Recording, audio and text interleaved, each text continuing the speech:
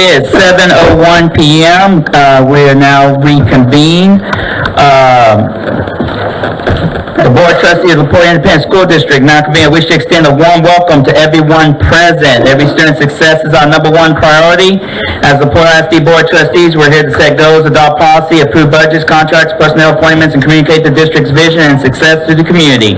It is not the role of the board to make day-to-day operational decisions. The management and day-to-day operations of the district are the responsibility of the superintendent. This is a public meeting of the Board of Trustees, not a meeting of the public. School board meetings are open to all who wish to attend and hear the matters discussed. Audience participation is limited to the patron presentation portion of the meeting. Board members may not respond to the public comment section. These proceedings may be recorded, and I respectfully ask that you please refrain from talking while others are speaking. Thank you for taking time this evening to join us and for your interest in the Porte Independent School District. At this time, if we'll stand for the Pledge of Allegiance, please. Pledge to the United States flag. I pledge allegiance to the flag of the United States of America and to the republic for which it stands, one nation, under God, indivisible, with liberty and justice for all. Now Texas flag. Honor the Texas flag. I pledge allegiance to thee, Texas, one state under God, one and indivisible. Invocation tonight will be given by Melissa Crutcher, Board Trustee. If you would, please bow your heads. Gracious Heavenly Father, we are so thankful for all the blessings that you bestowed upon the Porte ISD in the 2022-2023 school year. Lord, you worked diligently in our students, our staff, and our community to bring us closer to where you want us to be. We ask that you guide this board and administrators to continue to make decisions that will honor you and impact our schools in the most positive way. Let us continue to seek progress over perfection and give us the ability to see even the slightest successes. Father God, please keep your hedge of protection around students and staff during the summer months and return them all safely to us in August, rested, re-energized, and ready to do your will. Lord, we ask this in your holy name. Amen. Amen. Okay, we'll go to, you may be seated. We'll go to item 5, board recognitions.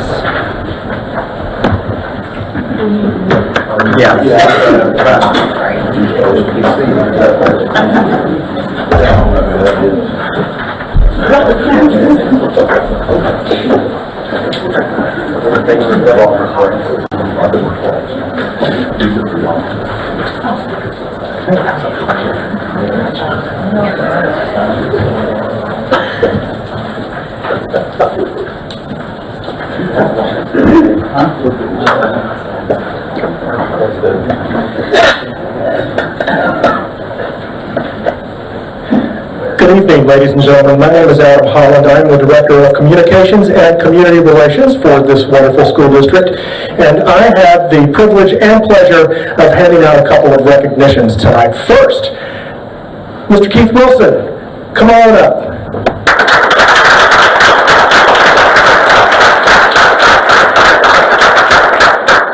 Tonight we are honoring Coach Wilson with the You Make a Difference Award, which is given to Porte ISD employees who make a difference every day on their campuses or in their departments.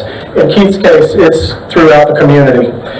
This month, we are honoring Keith because he established the Becoming a Man group for student athletes in the 22-23 school year at his campus. Now, for those of you who might not be familiar with this group, they met every few weeks after school and over a meal. Wilson and other volunteers taught the young men some real-world skills, such as jumping a car battery, tying a necktie, changing a tire, and why he established the group, Coach said, Adam, I learned many of these skills much later in life as the child of a single-parent household, and I wanted to help ensure that these other young men learned much earlier than I did. Congratulations, Coach, and thank you so much for making a difference in the lives of the young men of Porte United.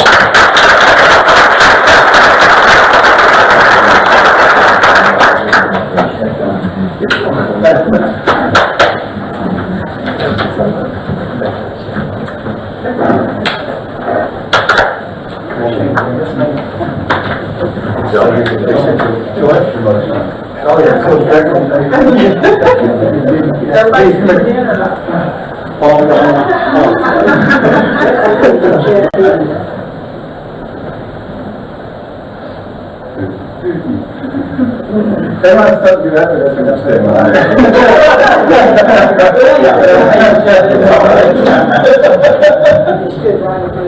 That's okay, you're fine, you're fine. Go ahead and hug me. 1, 2, 3.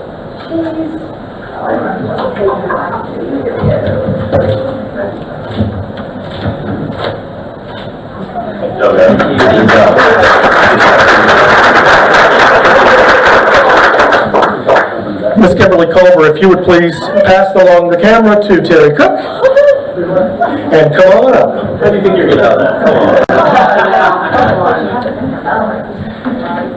When Kimberly Culver began working at Porte ISD 25 years ago, the Space Shuttle Endeavour launched the first American component to the International Space Station. Coincidentally, it was the same year that the Galaxy 4 communication satellite failed, leaving about 90% of the pagers in the U.S. offline. Remember pagers? Mr. Bill Clinton was president at the time. The Houston Oilers had just recently relocated to Tennessee, and the Houston Astros set a club record with 102 wins and a first-place finish in the NL Central Division. Well, here in LaPorte, Kimberly and her print shop colleagues produced district newsletters with typewriters and photos from actual film.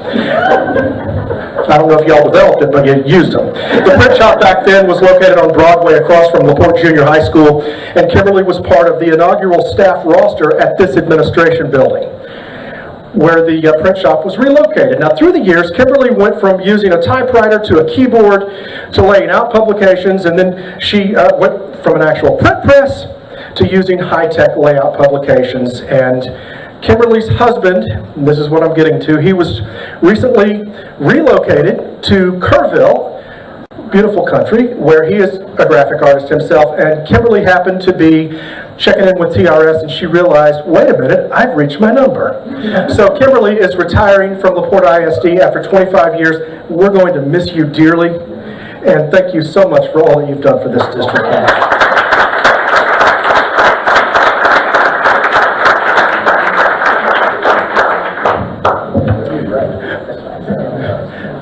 Oh, and I had to print a certificate. I had to kind of sneak this. Kimberly usually prints certificates, so.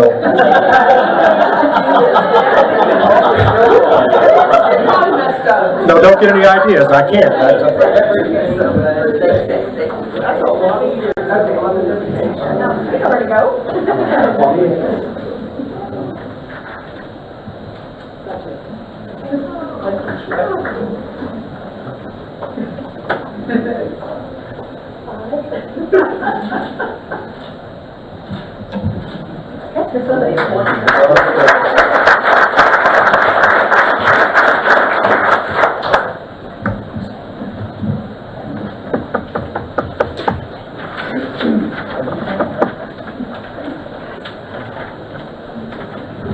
Hi, my name is Terry Cook. I'm the Partners in Education Coordinator for the district, and we have 2 recognitions tonight.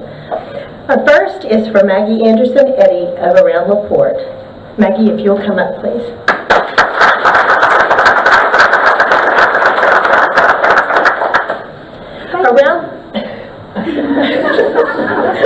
Around LaPorte, which is our community's monthly newspaper, has continually been a tremendous supporter of LaPorte ISD and its schools. Under the leadership of Maggie, Around LaPorte provides outstanding coverage of LaPorte ISD activities, including academic achievements, athletic events, fine arts accomplishments, upcoming news, and information from the board meetings. Each month, the newspaper features a classroom of the month from our elementary campuses and special issues such as the Adopt a Dog and Sylvan Beach Festival editions showcase LaPorte ISD students. A proud LaPorte High School alumna, Ms. Anderson is extremely involved in our community and works diligently to promote our school district in her hometown. Most recently, Around LaPorte's extensive coverage of the proposed 2023 bond program helped to inform citizens about the 3 propositions and contributed to voters' overwhelming approval of the bond. Thank you so much, Madam.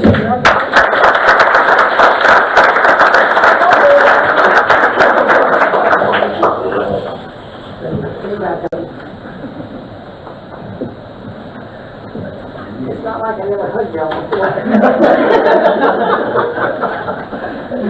I just stand of my toes. Thank you. Thank you.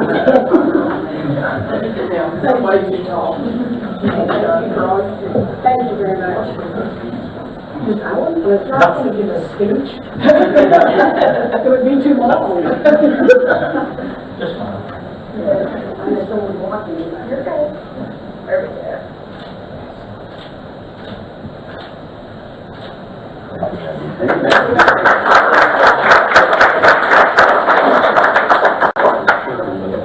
Thank you, Maggie. The Rotary Club of LaPorte was among the first companies and organizations to join LaPorte ISD's Partners in Education program when it was revived in the fall of 2022. Under the leadership of Brian Kinkoff, the Rotary Club became partners with the James H. Baker 6th grade campus, providing breakfast for the staff, a speaker for the Memorial Day program, gift baskets for Family Night and Teacher Appreciation Week, and more. Rotary also has a lengthy history of support of LaPorte ISD and its students. Each year, the Rotary Club awards scholarships to LaPorte ISD students, and for 2023, the club awarded $20,000 in scholarships and made a significant donation to the District Teacher of the Year Awards program. In addition, Rotary partners with Gateway each year to provide $100 gift cards for all new teachers in the district and includes an annual donation to project graduation in the Rotary budget. The Rotary Club also was a community sponsor for the Fill the Best School Supply Drive, with several Rotarians serving on the planning committee for the event. In addition, the club sponsors LaPorte High School's Interact Club, and this year started the first Early Act Club, a service group for elementary students at Jenny Reed Elementary School. Many of the Rotarians are also involved in the district in other ways, as members of the LaPorte Education Foundation Board of Directors, helps, mentors, partners in education through their own companies, volunteers for a wide variety of events, including the LaPorte Bayshore Chamber of Commerce's New Teacher Luncheon, LaPorte Education Foundation's Hoops Classic, and the recent Lemonade Day, and are also members of the LaPorte ISD Board of Trustees. So we have Brian Kinkoff and Susan Passmore from the Rotary Board here, and they'll join our board members, and including our board members who are Rotarians, for a picture.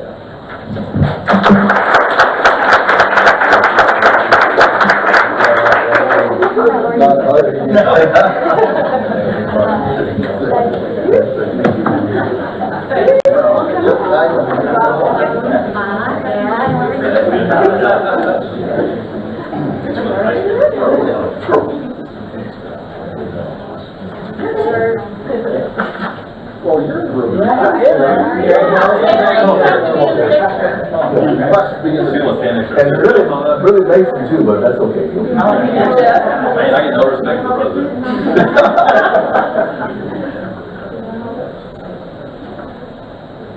Can't see. Jamie's like, 1, 2, 3. 1, 2, 3.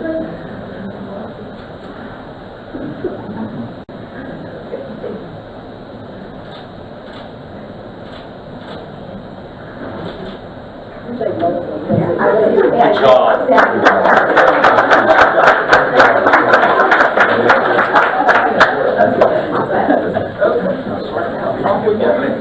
Thank y'all.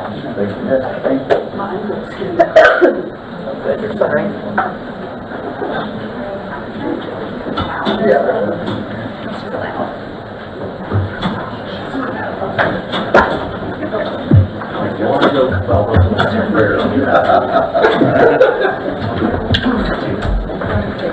Okay, we'll go to item 6, public comments. The board will now hear those who wish to make comments and have completed and returned the public comment participation request. This section will be conducted in accordance with the Texas Open Meetings Act and board policy. Complaints and concerns for which other resolution channels are provided shall be directed through those channels. Mr. Shoppy, do we have anybody? No, there's not. Okay. Item 7, public hearing to discuss budget and tax rate for fiscal year 2023-2024. A presentation of budget and proposed tax rate for 2023-2024. Dr. Jackson? All right, we're gonna ask Stacy to come on up and speak out.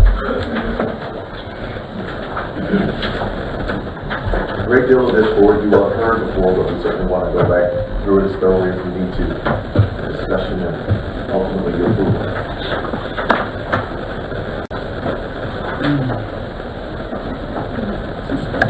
So good evening.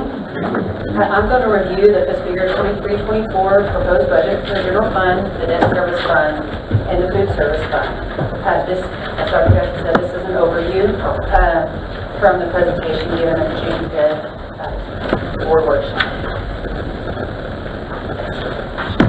Also, all of this information is in the booklet that y'all received on last Thursday. So this is the executive summary. So the proposed tax rate for the 23-24 is the maintenance operations of 0.8476, our debt service, which is our INS, of 0.2819. So our total tax rate will be 1.1295. Last year the rate was 1.2565. That is a 0.127 cent decrease. The general fund is budgeted for the M&O rate, and the debt service is budgeted for the INS rate. And we'll go over each of those budgets separately. The estimated taxable value that we received for 23 is $14.6 billion. We have a little bit from Chambers County, so the total estimated taxable value is 14.6 with some change. We reduce it by our chapter 313 abatement, so our adjusted taxable value for maintenance operations is $12.9 billion. The projected enrollment is 7,100 students. Our projected average daily attendance is 6,429, and our projected weighted average daily attendance is 8,730.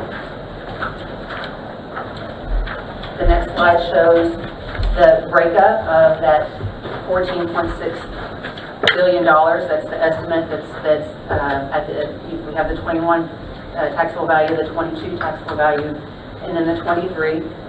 Out of the $14.6 billion that's estimated for 2023 taxable value, 12.2 of that is from business and industry, and 2.3 is from homestead and residential. And as you can see, it's increased throughout. So for the general fund, our personnel and payroll changes, the TRS active care rates increased an average of 7% from last year, and LaPorte ISD contributes $400 per month to employee premiums. The following positions are additions. So we are going to have 3 SROs, which are security resource officers, that are going to be paid through our contract services. They are not employees of the district. We are going to hire a welding teacher for LaPorte High School due to the program growth. We are going to hire a SLP, which is a speech-language pathologist, an LSSP. And I have on here a bilingual inclusion teacher for Heritage Elementary, but there's been a change where we've discovered that our need at the academy is not as great as it was. Therefore, that FTE that we had at the academy can now be moved over to fill up the position that's at Heritage. So we're not going to hire for Academy, but we're going to hire for the Heritage. So it's a wash, so it's not actually in addition to our budget. And then we're going to hire 2 counseling clerks for elementaries.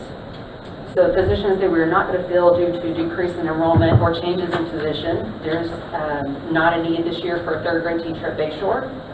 We are going to eliminate a position of pre-K bilingual teacher at College Park Elementary. 2 elementary teachers. There were positions open, but we have availability to move those teachers from other campuses or fill them with current employees. We are not going to hire an additional science teacher at Lomax Junior High, again, due to the need. And in the past, we had 2 LSSP interns, but instead of that, that's we're going to hire the 1 LSSP. So we're not going to have an intern program here anymore.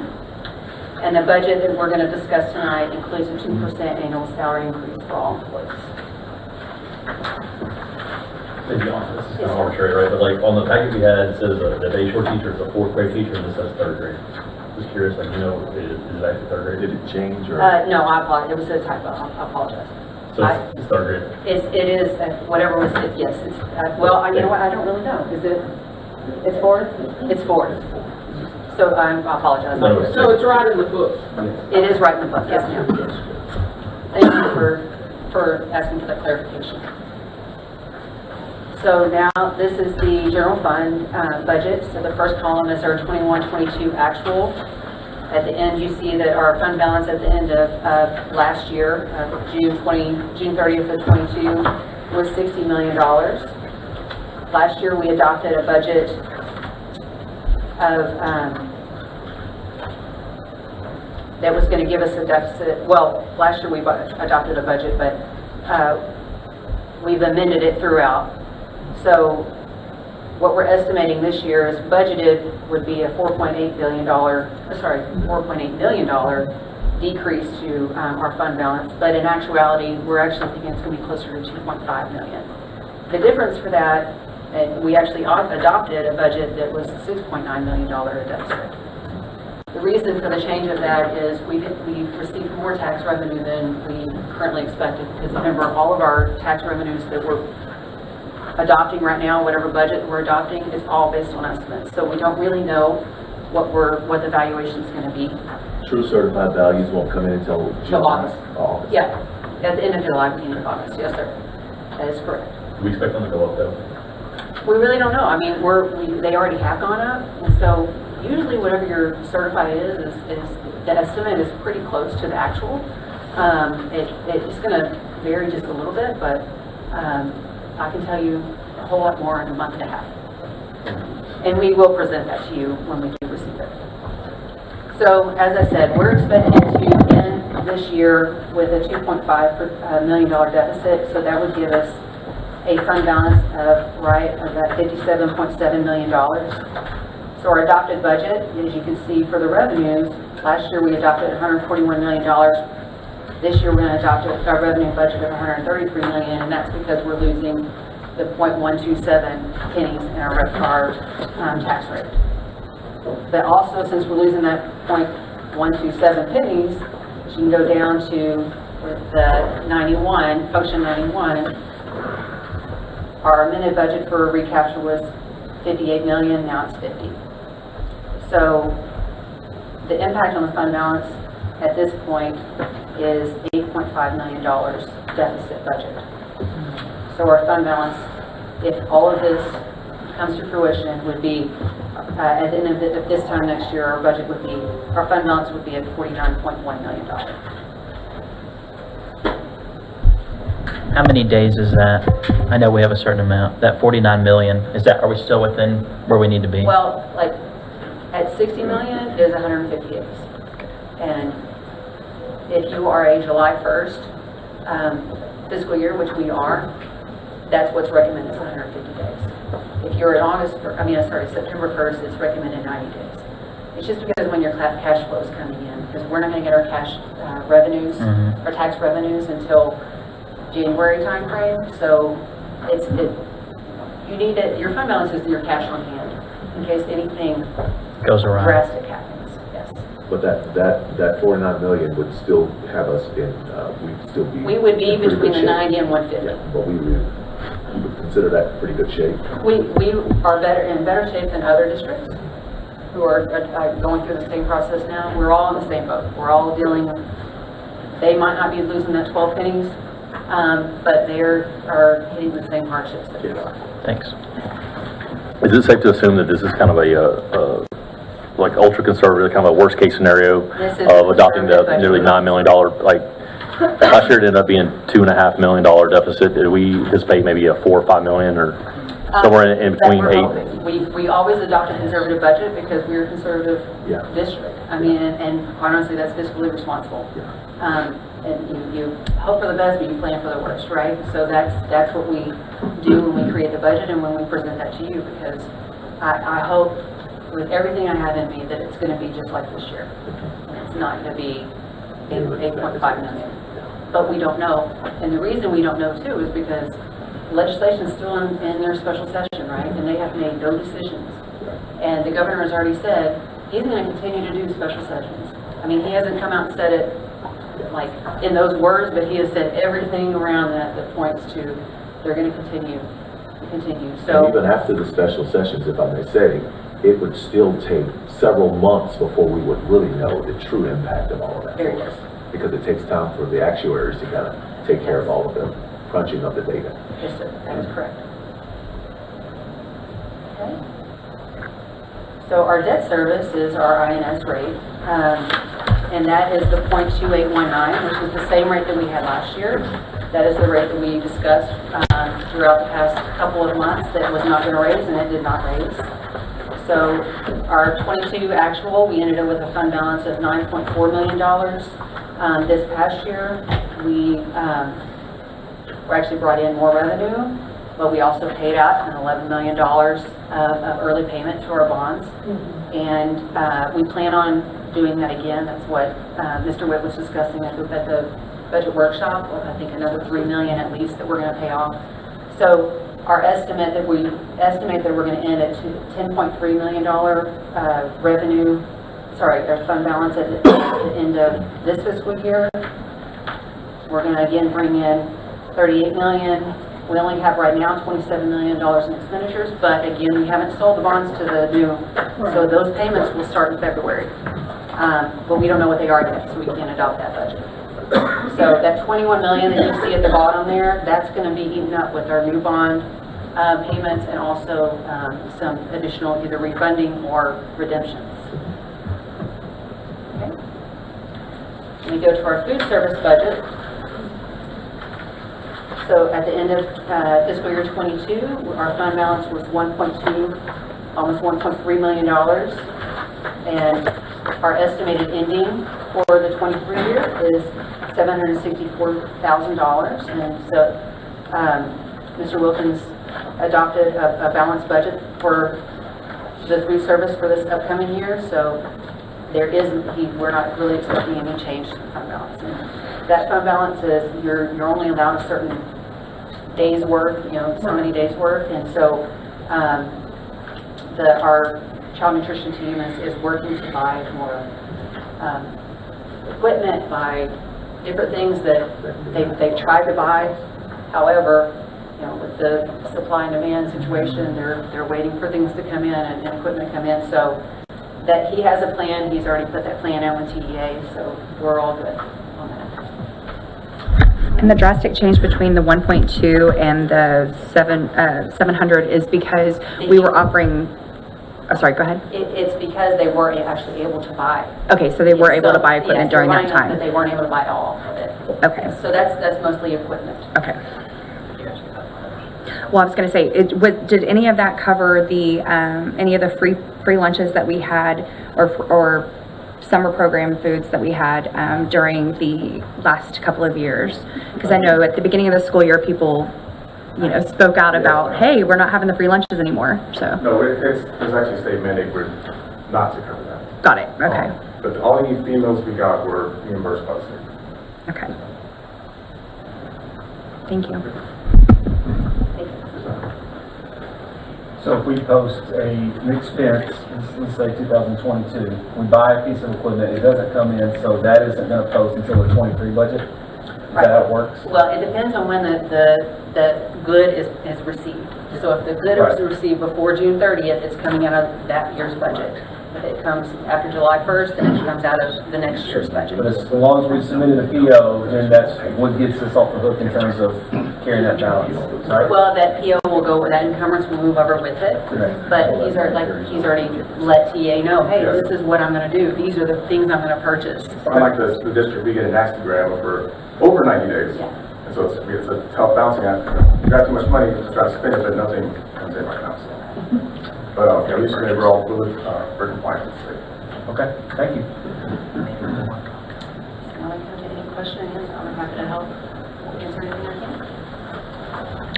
I can. This is kind of random. I guess it's because it goes before my time, but on page 11 of the packet, there's a chart, and it kind of gives you the last 5 or 6 years of our fund balance history. And I noticed on this that we had a pretty big jump, or substantial jump from 19 to 20, of about $14 million in our fund balance. And when I went and looked at it, I was like, well, my basic understanding of school finance is more kids, more money. But actually, we had a decrease in students of 173 students that year. So I'm curious, how did we get a $14 million fund balance? Right. My understanding at that point is we received some Harvey funds. I'm going to ask you, because is that correct? The increase in the budget that we found in the fund balance back in 1920. I was still a teacher at the time. Well, thank you for that. My We understanding, appreciate it. my understanding is that we received, it was a delayed Harvey Pearson funds. Delayed that have Harvey been- funds and maybe even some whole farm listed in that. Yes, so it's not a normal thing that we would have received from 19 to 20. I didn't know if you remembered the history of it. Okay, that's fine. You're okay.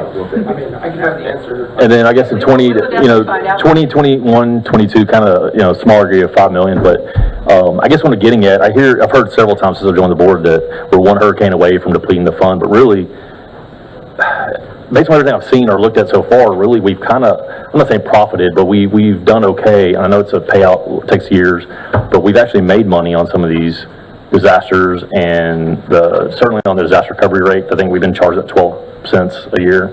Is that how we've been able to build up this balance? And if not that, like how else are we? It was your disaster rate, and it was also what she just alluded to, is the fact that we are a very conservative, school district, and so. And 313. And 313 Yeah. payments, absolutely. Yes, that's very true. And I'll say, just in 3 years, there's been some things that we've re-implemented and reinstated that were not happening in 18 and 19.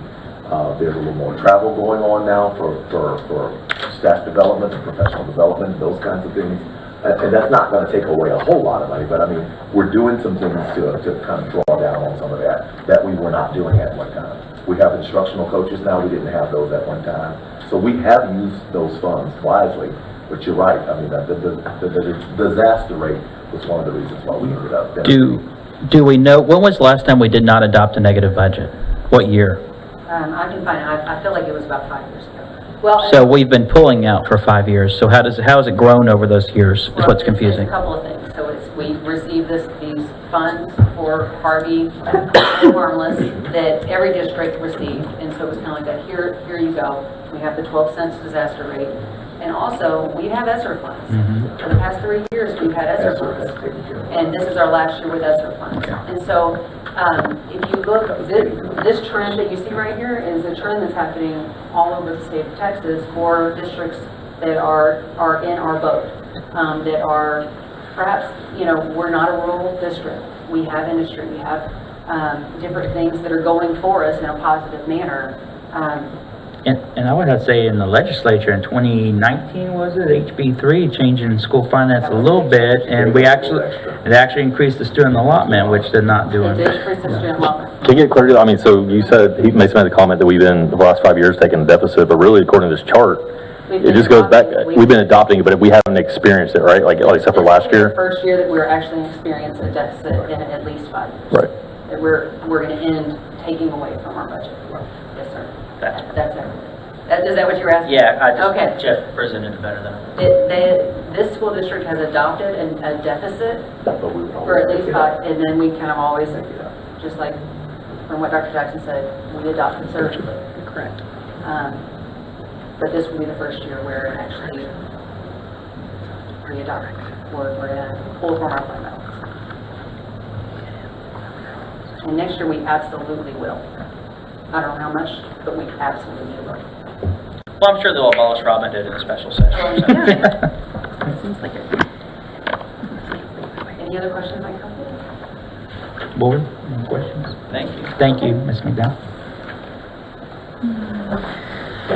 We'll go to item 7B, public hearing. We'll go ahead and open up this public hearing. It is at 7:35 p.m. Public meeting is open. Anybody would like to come up and speak or comment on the budget or the tax rate for fiscal year 2023-2024? Don't be shy. Anybody? Okay, seeing none, I'm going to go ahead and close the public hearing at 7:35 p.m. We'll go to item 8, administrative reports, superintendent's report, Dr. Jackson. Thank you, Mr. President. I'd like to take this opportunity before I give my superintendent's report to the board and introduce the board and our community to the new principal of Leo A. Rizzuto Elementary. Maria Guerrero, would you please stand, please? Let's give her a hand.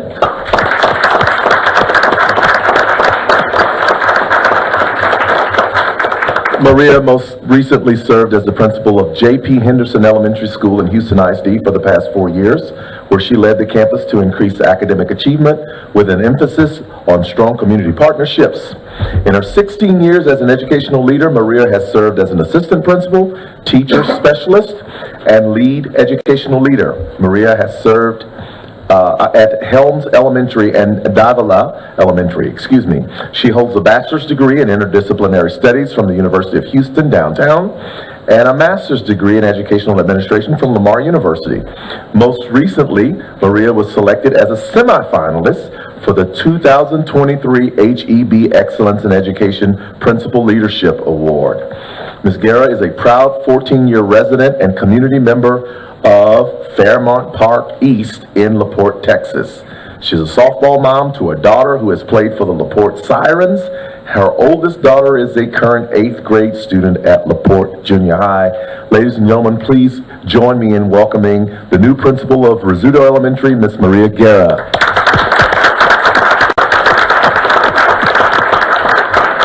Maria, if you got some guests, would you like to introduce your guests? I am a softball mom. I'm very blessed to be here. I'm very excited to serve our LaPorte community now. Who is now raising my soon-to-be 9-year-old little softball player. And my now high school student. Wow. Kristen, Caitlin Guerra, Kristen Guerra, and my husband Dennis Guerra.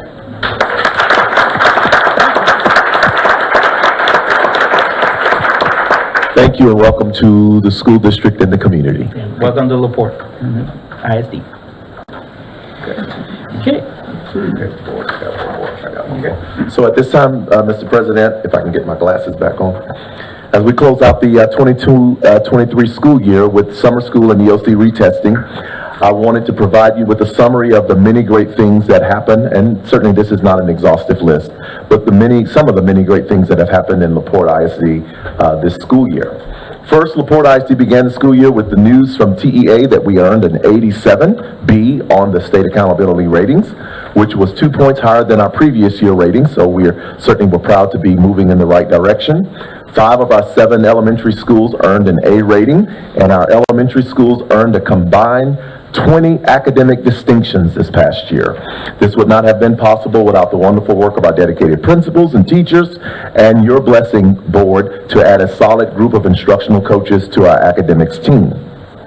Also, because of the support of the board, we debuted the STEM academies at every district campus, elementary campus this past school year. We will continue to expand our STEM program, our robotics, and our CTE offerings to increase opportunities for all of our students in the school district. The 22-23 school year also saw LaPorte ISD deepen its ties within the community with our Partners in Education program, through which many partnerships between campuses and businesses and industry and community civic organizations were either created or renewed. These partnerships resulted in relationships that benefited our students and staff in many, many ways. This included guest speakers, volunteers, mentors through the Helping Empower LaPorte Students mentoring program, Lemonade Day, and Becoming a Man program, and even evening meals. We're grateful to our community partners, and we look forward to continuing to grow the program. On May 6th, the community showed historically overwhelming support for the 3 bond referendums. With the board's guidance and work towards educating LaPorte ISD stakeholders, our safety and security efforts will be tremendously bolstered. Infrastructure needs will be met. Computers will be available for every student and teacher. Our school bus fleet will continue to be replaced as needed, and we will have one of the best professional development facilities in the greater Houston area, and we will continue the Bulldogs' legacy of excellence with a new multi-purpose stadium on the same site as the existing stadium. Finally, our students and teachers worked diligently throughout the year toward academic excellence.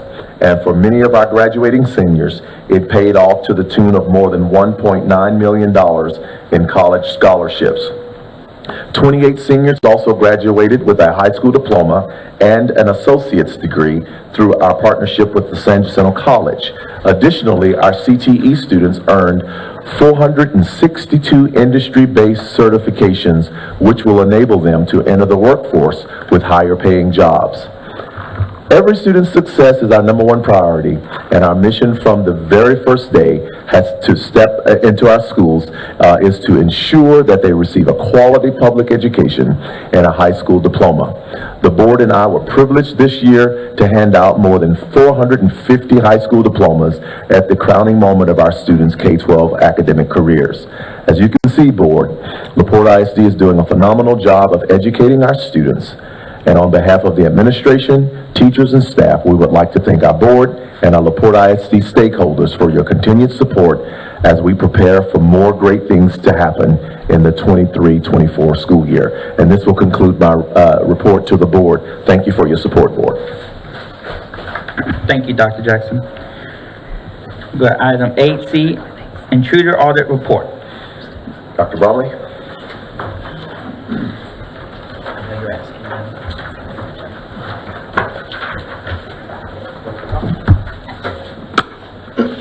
Good evening, President Yana, Board of Trustees, Dr. Jackson. Tonight I will provide a brief review of our recent safety audit. On June 1st, 2022, Governor Abbott coordinated with TA and tasked the Texas School Safety Center to conduct in-person, unannounced, random intruder detection audits on school districts starting the 22-23 school year. These audits are performed in 3 phases. So phase 1 essentially is what they call the intruder detection phase. So that's when the auditor comes to the campus and they're trying to gain entry from the outside. Phase 2, once they come inside the building, they will ask the administrator of the campus to provide the daily sweep logs. So we go through daily to check our door systems to ensure that they are functioning. And then phase 3, the exterior door audit. So once they're in the facility, they'll ask an administrator to walk them around the exterior of the facility to ensure that the doors are functioning properly. The Texas School Safety Center recently conducted an intruder detection audit at several of our campuses this spring, and due to findings in the audit, I am required to provide notification to the school board and community. Regarding phase 1, the intruder detection phase, the campuses had no findings to report. Therefore, at all those audits, the auditor was unable to gain entry to any of our facilities. Regarding phase 2, the weekly door sweep logs, there are no findings to report there. When they maintained and came to the campus, all the administrators were able to show proof of their door sweeps. We actually do that daily. The state only requires us to do that weekly. Regarding phase 3, there are 2 findings to report. During phase 3 of the audit, we had 2 campuses with exterior doors that were either malfunctioning and or were not latched. So due to these findings in phase 3 of the audit, the district is required to report these findings to the board, to hold a safety and security committee meeting, which was held last night, and to develop an action plan to ensure repairs are made and to train our staff accordingly as far as exterior doors and making sure you're looking at the door when you're leaving the facility. All of those actions have been completed regarding these findings. And in closed session, I think you got more details as far as what campuses were affected and so forth. Any questions? Board, any questions? Thank you, Dr. Bromley. Board, I kind of unilaterally went out of order, so I'm going to go back to 8B, academic reports. Sorry, Dr. Brown. Good evening, President Yonda, members of the board, and Superintendent Jackson. We are here today, so I would like to give you an update on what we know thus far with our accountability and our STAR and ELC scores. You have an orange folder in front of you. In the folder you have 2 versions, the slide deck, and you also have a 1-pager with the same information. So at your leisure, you can go through that information. So as of today, we have the most definite scores we have right now are our ELCs, and that is our end of course exams for our high school. So if you look at your sheet, you will see that we did an outstanding job this year in our ELCs in our high schools. If you look at Algebra 1, what we did is here we have approaches, meets, and masters. In Algebra 1, the state was at 78 at approaches. We were at 77. If you look at our meets number, but that was a 12-point jump from last year, from 22 to 23. If you look at our meets numbers, we went from, the state was 45, we were 44. We had a 4-point jump from last year. And then our masters numbers, The state was at 24, we're at 21, we had a 1-point jump. So there was an increase across our approaches, meets, and masters in Algebra 1. English 1, we had a approaches of a 13% jump from a 71 to 74. From our meets, a 54 to a 55, and then, which is a 13-point jump. And then our English 1 Masters, 14 to 9, but that was also a 4-point jump. So we showed increase across all English 1 approaches, meets, and masters.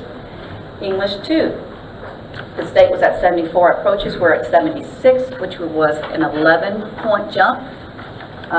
We went from 55 for masters, the state was 55, we're at 58, which was a 10-point jump. And then English 2 Masters from the state was 9, we're at 6, which was a 2-point jump from last year. So once again, in English 2, we showed an increase in approaches, meets, and masters across the board. In bio, you will see we also, from our approaches number, the state was at 89, we're at 92, which is a 6-point jump from last year. The state was 57 to a 6, we were 60 for mass meets, which is a 9-point jump from last year. Our bio for masters, we saw a little dip. We were, the state was 22, we're at 14, which showed a little dip of an 8-point decrease. In U.S. history, you'll see also we have a jump from our approaches of 95 to 97. That state was at 95, so we had an 8-point jump. Meets, the state was 71, we were at 76, which was a 7-point increase from last year. And then our masters from a 39, the state 39, we're at 41, which was a 7-point increase. So overall, in every 5 ELCs and content and approaches, meets, and masters, except for bio masters, we showed an increase in all areas this year in ELC. So we commend our high school team, our instructional coaches, and everyone for working hard to get these scores. So we're very proud of that. If we move along, for 3 through 8, it becomes a little bit more elusive in what we're looking at. So what we want to share with you is what we found to be important to look at, which is the average points earned. So obviously right now with 3-8, we do not have approaches, meets, and masters. We do not have that cut point score. We do not have what that looks like yet. They're still working on that, the state.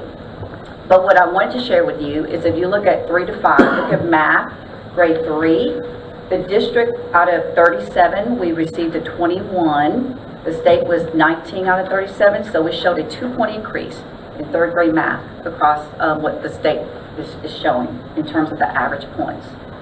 If you look at 4th grade math, there was a equal. The state was at 22 out of 40 points. We were at 22. 5th grade math, the state showed 24 out of 42. LaPorte was at 27 out of 42, which showed a 3-point increase from the state. If you look at 3rd grade reading, the state was at 27 out of 52. We showed a 29 out of 52, which is a 2-point increase from the state. In 4th grade reading, we equal the state, 26 points out of 52. In reading 5th grade, the state showed 31 out of 52. We were at 32 out of 52, which is a 1-point increase from the state. And then in science 5th grade, the state was at 21 out of 39. We were at 24 out of 39, which is a 3-point increase. So our elementary schools did a great job. They either increased or equaled the state in terms of average points. Remember at this point, there's 3 different zones. There's the zone of clearly passing, they call it passing, and then they also that zone of uncertainty, and then they have that zone of would not pass. So that zone of uncertainty is real huge. So we're waiting to see what the state is going to do with that zone because, again, they're looking at what cut point scores will be across the state. If you look at our secondary middle schools, 6 through 8, math 6th grade showed a equal average point. The state was at 21 out of 43. So at Baker 6th grade math, we were at 21 out of 43, which is great. Math 7th grade, that's one area that we are now looking at. We showed a decrease in terms of The state was at 23, we're at 19. So we are already talking about what we're going to do next year with 7th grade math, what resources they need, what supports they need in 7th grade math. In 8th grade math, the state was at 25, we're at 24, which is a 1 point decrease from the state. In reading 6th grade, Baker was at, the state was at 30 out of 56. Baker was at 58 out of 56, which is a 2 point decrease from the state. In 7th grade reading, we showed an increase. The state was at 32 out of 56, we're at 33 out of 56.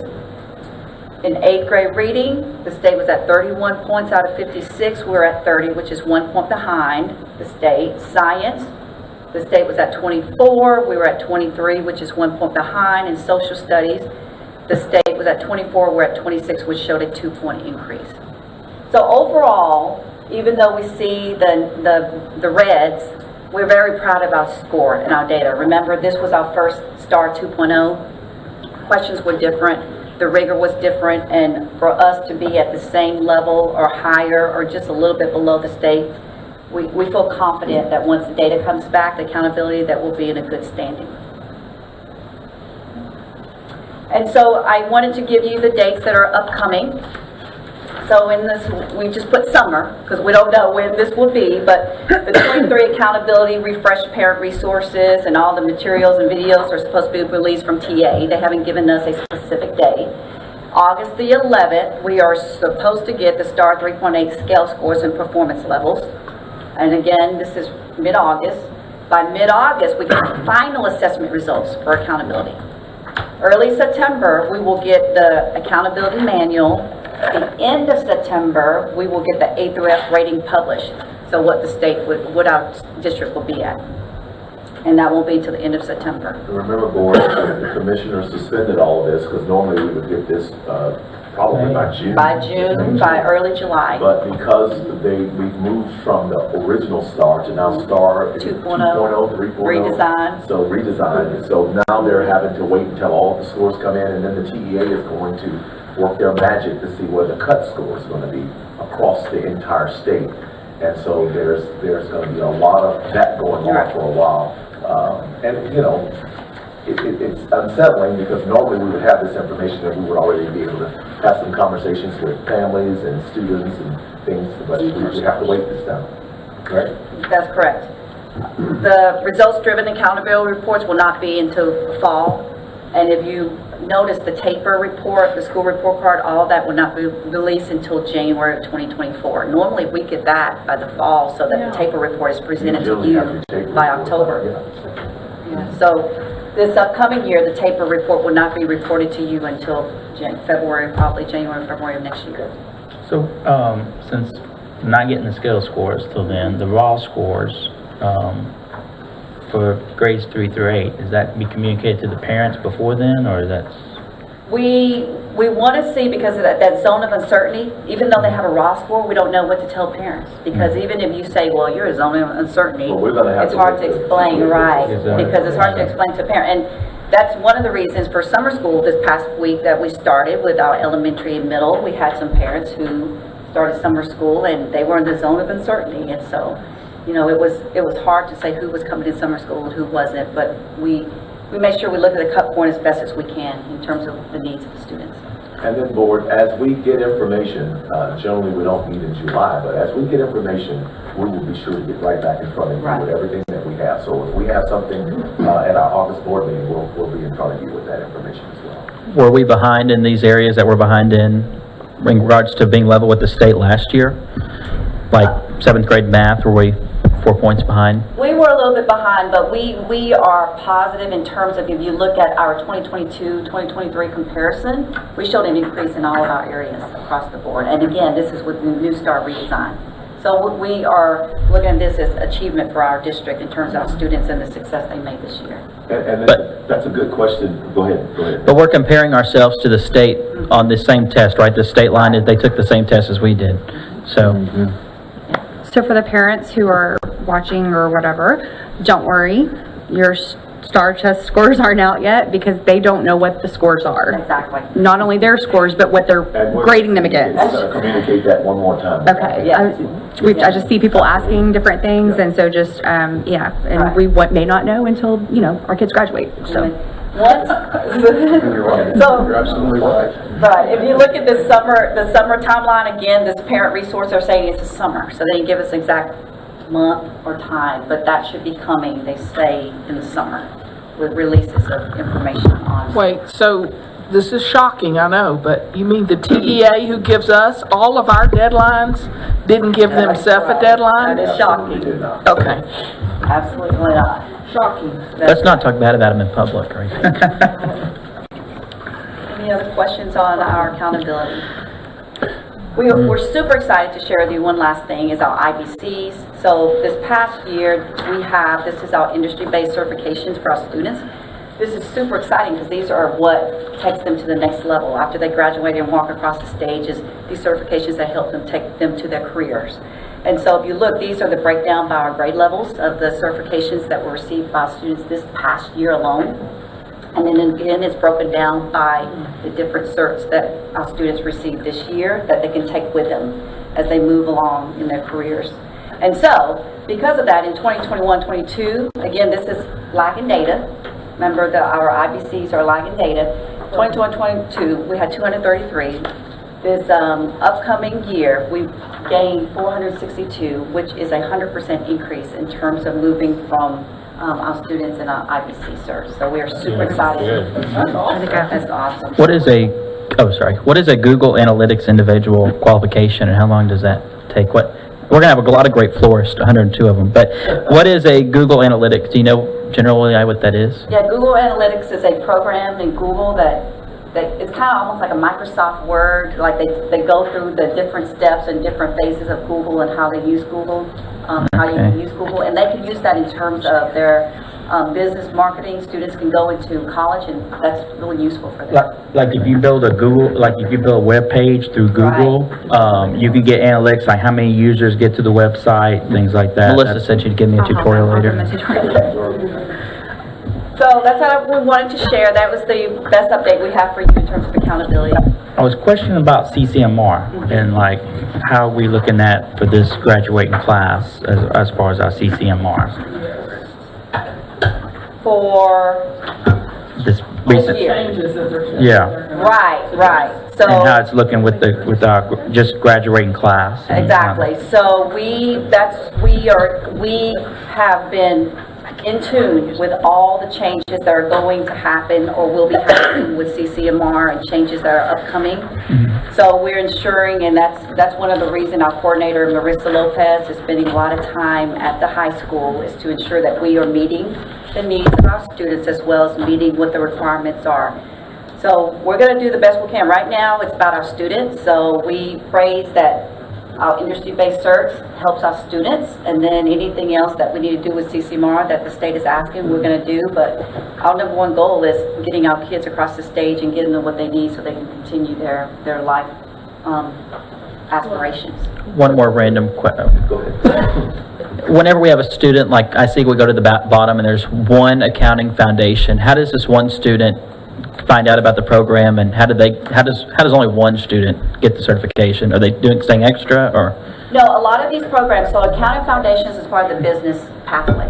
So there's different IBCs that they could be taking under that, and then we may only have one student this past year who's interested in the accounting piece. And so they have actually choices in terms of the business pathway that they can do with IBCs. There's not just one. Dr. Brown, since we're talking about budgets tonight, I hate to put you on the spot, but is there anything that would help you guys? Y'all made monumental strides. Was there anything that would make your life easier in terms of resource to get us? I mean, I just go back to my first meeting on the board. I sat next to Kathy Green, and she said everything was way over my head. It kind of still is. She said we should never be at even the level of the state, but certainly not below the state. That was the standard we had. She was on the board for for a long time. She said we never want to be below the state. And I know you guys are working hard to get back where we want to be. But my question is, with instructional coaches, I mean, what would make your life easier and helpful to help us get to that goal quicker? I know we can't, we live in budget constraints, but is there anything that we can do as a board as we sit here tonight discussing budget, that would make your life easier to help facilitate a quicker turnaround, I guess is the way I'll put it. Well, thank you for that question. We really thank you for your support, Board. So everything that you've asked, including the instructional coaches, that has made a big difference in terms of supporting our teachers. Our number one goal this year, last year, is teacher development and getting in those classrooms and helping teachers, discipline, classroom management. We know that's an issue. We're working on that plan. I think in terms of resources, I don't think there's anything we need more other than we just have to plan diligently and make sure everything is aligned and intentional in what we're doing. So we don't want to waste teachers' time in professional development that's not going to build teachers as well as build our students. We look carefully at each of the grade levels and their needs. We're really building right now the elementary principals, and Dr. Upchurch are working on early literacy. We need a plan. What is early literacy in our district? How can we articulate that? How can we speak it? How can Dr. Jackson speak that when he goes onto his road shows? So we're working on what that looks like in terms of what early literacy, because we have to start there. But I think right now our focus is professional development as well as what our students' needs are. And looking at MAP data, we have MAP beginning, middle, and end of the year. We have reading fluencies, we have the STAR data. All of that helps us to analyze our students' needs and to help our students to be successful. But we appreciate all of your support. Mason asked the question earlier, and Jeff, hopefully I can share this, and certainly I don't ever want it to sound like an excuse in any way, but I just want to make sure we as a team of 8 keep in mind that data represents a cohort of students. And so when she talks about students that scored whatever it is this year versus next year or last year, every cohort of students, am I right, educators? It's different. I'm looking at my principals and saying amen over there. But we want systems to where we can almost ensure that every child is going to reach that same level. But without trying to make excuses, when you start talking about children, they all learn differently, they all test differently, they all comprehend differently, they all actuate their learning differently. And so I'm not saying that we're not going to always focus on how to get beyond the state and those kinds of things, but it's really in cohorts.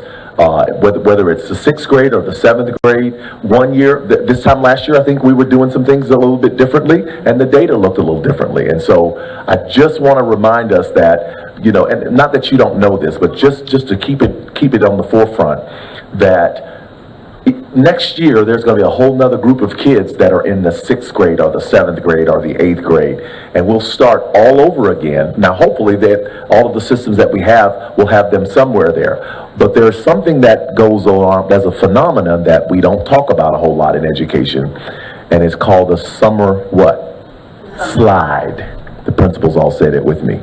And God is my witness, that's a true phenomena. So for the kids that are not in summer school right now, we'll start in August, really, trying to catch them up again, because they slid back because they were not reading, writing, and computing every day in the school year. And so, again, it's just the work that we're doing, it's going to take time. And so, honestly, I wish there was one thing that I could ask the board to give us so that we could fix this forever, but it's really good teaching, good tutoring, good remediation, good literacy, but most importantly, the principals will tell you, it's time, and it's going to take time for many of these kids.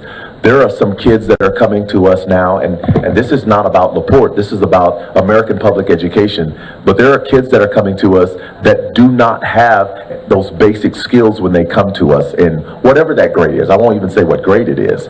And so it's a work of miracles from one year to the next, that teachers can take a kid and grow them an entire school year. So I just want to say that I am glad that we can have these conversations about teaching and learning in this atmosphere, because a lot of boards don't want to have this conversation. But I think you are supporting us. You're giving us what we need. But it's going to take us some time to really move. And let's just think about it, board. we had all of those great successes that I just talked about, and all of a sudden, in October, we meet with the Commissioner of Education, and he says, yeah, that was here, but now we're taking that standard and we're moving it here. And so, people are going to be saying, well, why aren't we here where we already were last year? Because the standards have been moved almost threefold, not even twofold, not onefold. And so that's not an excuse. I'm just wanting to make sure everybody understands there are some things that are happening that are beyond our control that we're just really trying to pivot from. But I'm telling you, it's just going to take time, board, to move and get our folks together. I think the literacy piece is going to be a game changer if we get that right, because it is the basics of all academic learning. And so that's my comments for that. I just want to bring back the budget though for tonight, because of the budget we're talking about. Those things you mentioned, I mean, you just talked about coaches, tutors, professional development, those costs, those are money. And I noticed in this year's budget, the professional development went down. So to me, again, I know it's not a be-all, end-all, and money doesn't, throwing money doesn't fix everything, but it does fix some things. And we're cutting our professional development budget. Why don't we, if it's helping, if these coaches are helping, why are we not putting more money into that? Every month we come here, and there's always some kind of addendum to the budget or amendment for we need to get a trailer, we need to get this. We always find $100,000 or $200,000 here and there, but I never see it on the curriculum side. I don't say it's not there, but that's what I guess I'm shifting my passion. I wonder, how do we help this more? We're helping all these different constructions, facilities, all these things. But to my knowledge, I've not heard any okay, we need to bring this. I need another $100,000 for. And part of that is my fault. I'll take all the blame for that. I hit the board really hard when I first got here. The first thing I did, folks that were here, is I said, if we're going to move this school district, we're going to need an academics department. And this board graciously provided for that with the instructional coaches, with Julie Abrams. I mean, that's It was non-existent. that was 8 units that this board funded. And so we began to quickly see the results of that. I'll say about the professional development, Jeff, there were some things that we did this year that we tried and we liked it, but we discovered through our people and Julie and Dr. Brown and all of us that we probably won't go in that direction next year, because we found that we can offer that and it can be done in-house or through Region 4 and others. And so some of that, we're just trying to be prudent in our spending. All right, but we're not trying to cut. We're just trying to be wise and prudent, because there will be budget amendments down the road. And so we will come back and say, here's something that's getting ready to happen at X, and we would like to send people, or we'd like to bring a consultant in. But at the time of the budget planning, we just didn't have a plan for that, and we were just trying to be as prudent as we possibly can and conservative with that. But we might come back and ask for an amendment to take care of something down the road. Yes, ma'am. To Jeff's point, look, data is data, and you see the most read at 6th, 7th, and 8th grade. That seems to be where most of our challenges are. Okay, those 7th graders are going to be our 8th graders, so they're still going to be in this same bracket right here. So, to Jeff's point, do we need coaches at those level of schools that are there all the time? Not here, there. That are on those campuses to help those move forward faster, to help us see a turnaround more quickly, so that those students are better prepared when they get in high school to do even better, so we can have $2 million of scholarships or whatever is next for them. Yes, I think that is a very good point that you and Jeff both bring up, and I'm telling you, whatever the board decides tonight about adopting this budget, I would ask that you do that. But do know that we're still working on some of those things. I mean, some of that stuff we have to sit down and look at the data and dig deeper and really analyze it, because we might come back and say we need 2 more of this, or we need 3 more of this. And that may happen, when we get back in, it may happen in a special call. We just wanted to make sure we had the fundamental things that we really need right now, because we're still digging through some of that stuff. So there still might be an amendment or 2, because we believe now here is what we need. Okay? Are instructional coaches spending time in underperforming grades in classrooms with students and in underperforming grades and So categories? our instructional coaches, depending on the school, depending on the teacher need, because really their support is really with the teacher. Teacher, right? Right, teacher So support. is it that the teachers on those levels need additional hands to do some more one-on-one? Is it they need tutors? Is it they need, you know, some of that, those kinds of resources? Because I feel like that's one of those things that like, it's time, right? You said time. Yeah. So teachers only have so much time with each student and every student learns differently. Well, their curriculum has changed. They're doing different things and, you know, things are falling through the cracks. So is it being able to divide them up and pair them up with people who can give them some individual attention like they're getting on the elementary level? Dr. Brown, give me just a second, okay? And we're gonna answer that. Linda, Diane, Karen, can y'all come in for just a second? And Lisa. And Lisa, because I want there to be some testimonials on this, okay? Because that's the best way to hear some of those things. Am I right? Yeah. Let your principals talk a little bit about that, okay? Because that's a very good question that you bring up. Can y'all talk a little bit about that? So I'll speak specifically, I think we talked earlier, Dr. Jackson said, you know, when he got here, we invested in our curriculum department. We have AFEs, and we need to give that time, and I know time is a kid's future, but we need to give those people time to do the work, and it's happening. We're seeing a change, we're seeing a change in our engagement, we're seeing a change in the level of rigor that our teachers are providing our students, but it's not an overnight change, and I think that's what we'd love for it to be. We'd love for immediately for all of our kids to be performing at or above the state. I mean, we love it, but we have COVID, we have just a different population right now, so it's time that they need, and I feel like, I mean, we can speak for the elementaries, but I feel like it's happening at the junior highs as well. We are sending kids on that are better prepared. The scores might not always reflect that, but it's happening. We're going to see that come to fruition at the junior highs. And you've got a lot more things going on in the junior highs. There's some hormones that they have to deal with. And I know we look at like 7th grade math every year, and there's a deficit there, but also keep in mind that a lot of those 7th graders take advanced math. So your kids that are not struggling are moving on and taking those 8th grade tests, and those come out of the 7th grade scores, so the ones that are left are the ones you're looking at. And so we're looking at that too, but I also wanted to say, this year, I hit a hard place with a couple of my teachers, and Ms. Crutcher, you were asking about this. A brand new teacher in the classroom that was struggling. I needed more tutors. I said, you know, we need more hands-on.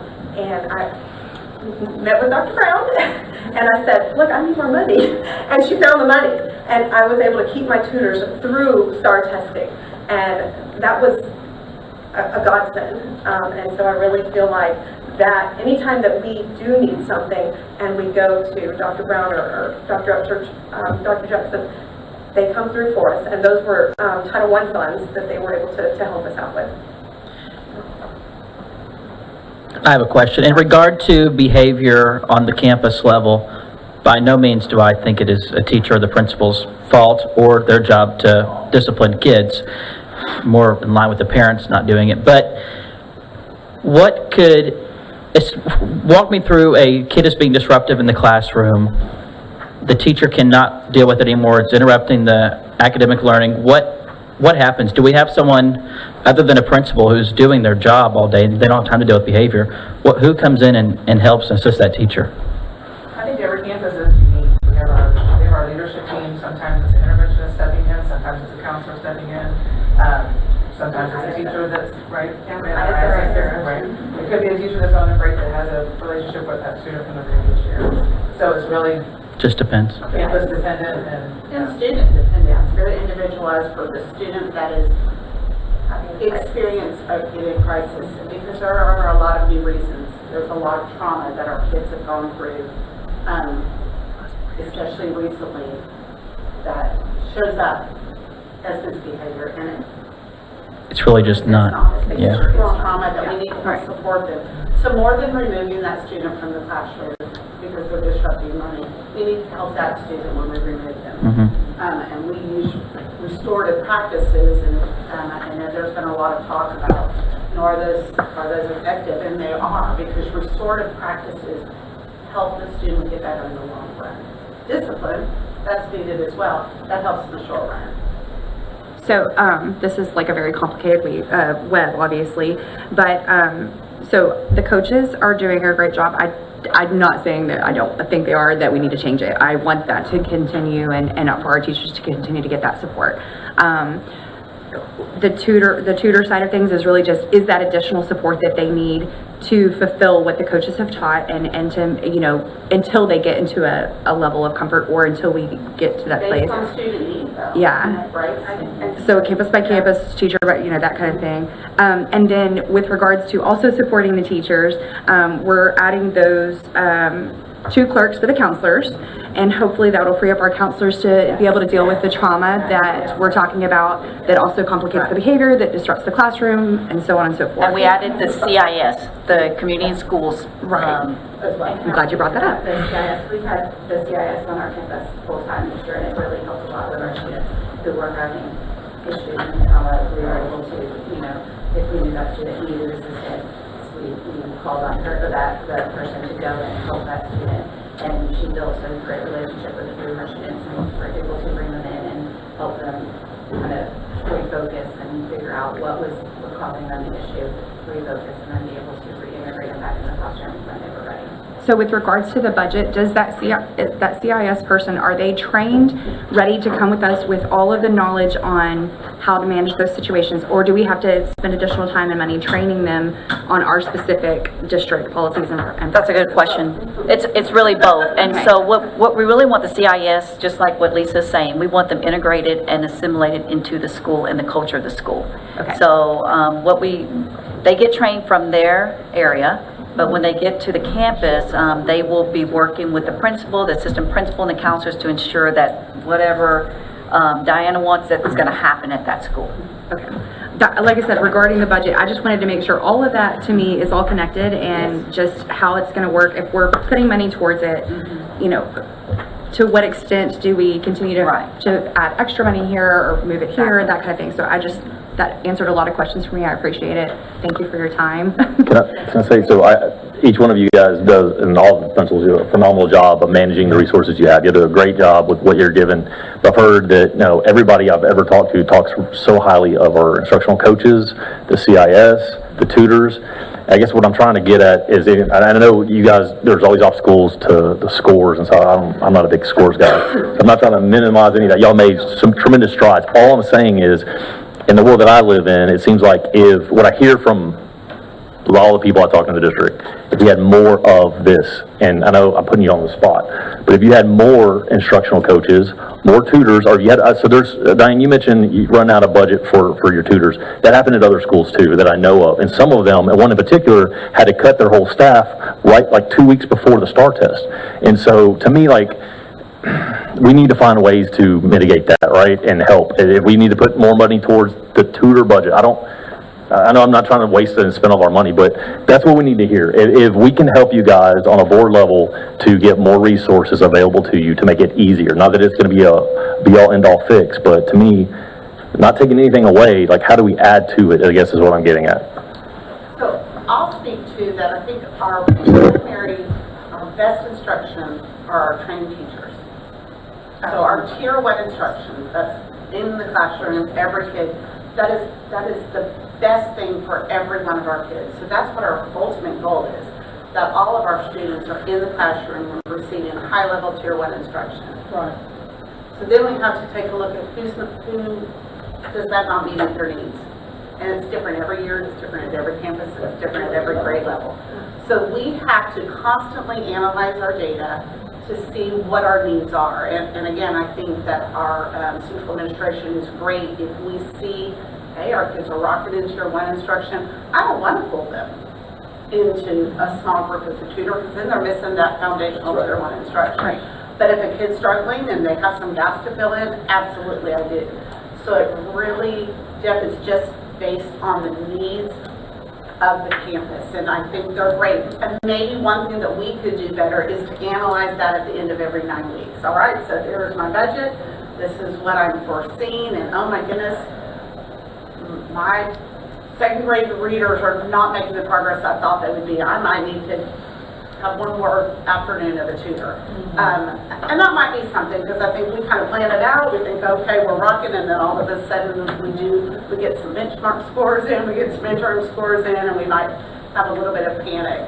Because like you, we don't believe that scores are the be-all and all, but we know that is what our accountability is based off of. We just want our kids to be successful, and they're going to do that in our classrooms with our highly trained teachers.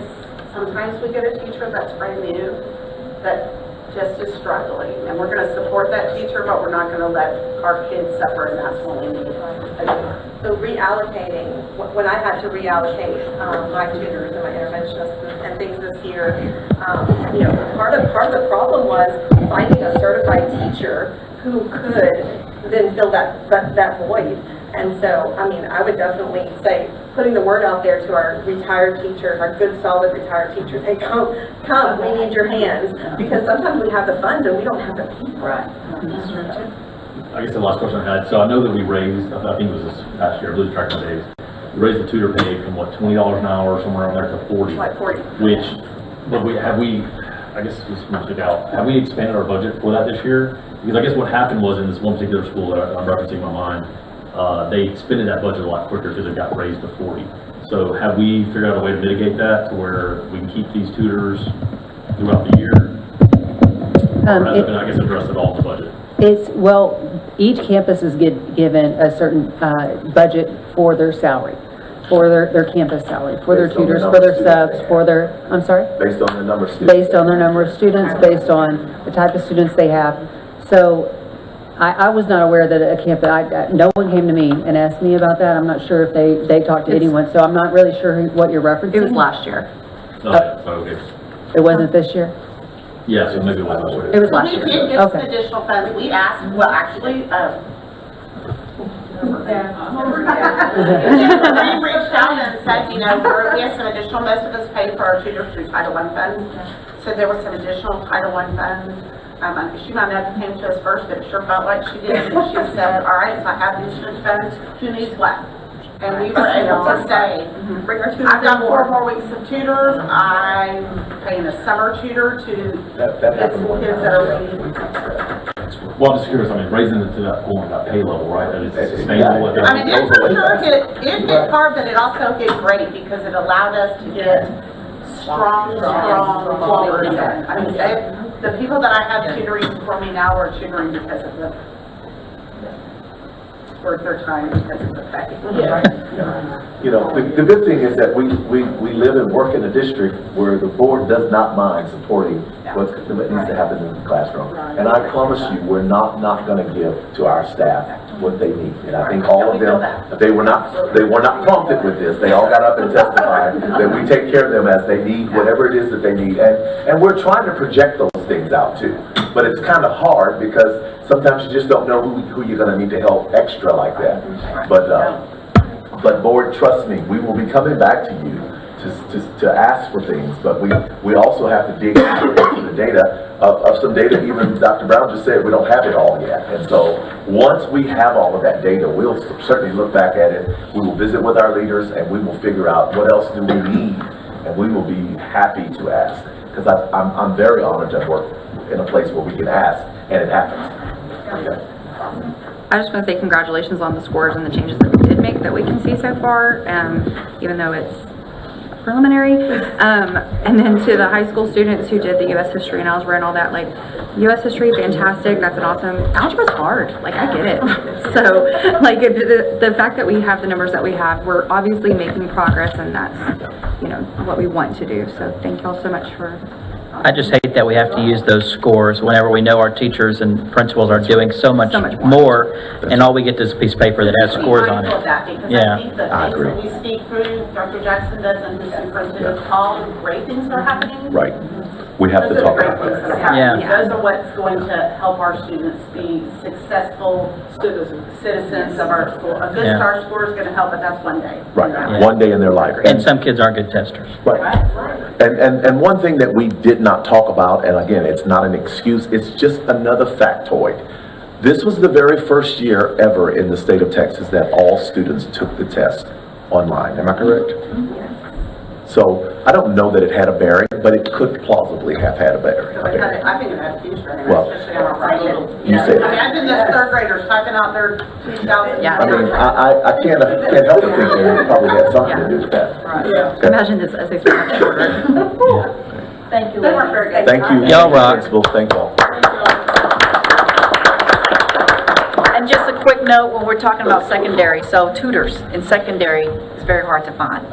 Because one, when you're teaching math, 7th grade or 8th grade math, not necessarily algebra, you have to have the person who knows 7th grade math or 8th grade math, because you do not want to confuse the students. So it's hard to find tutors in those grade levels when we get to secondary.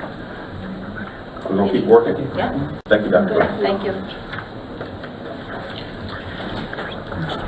Okay, boys, you ready? For item 9, consent agenda.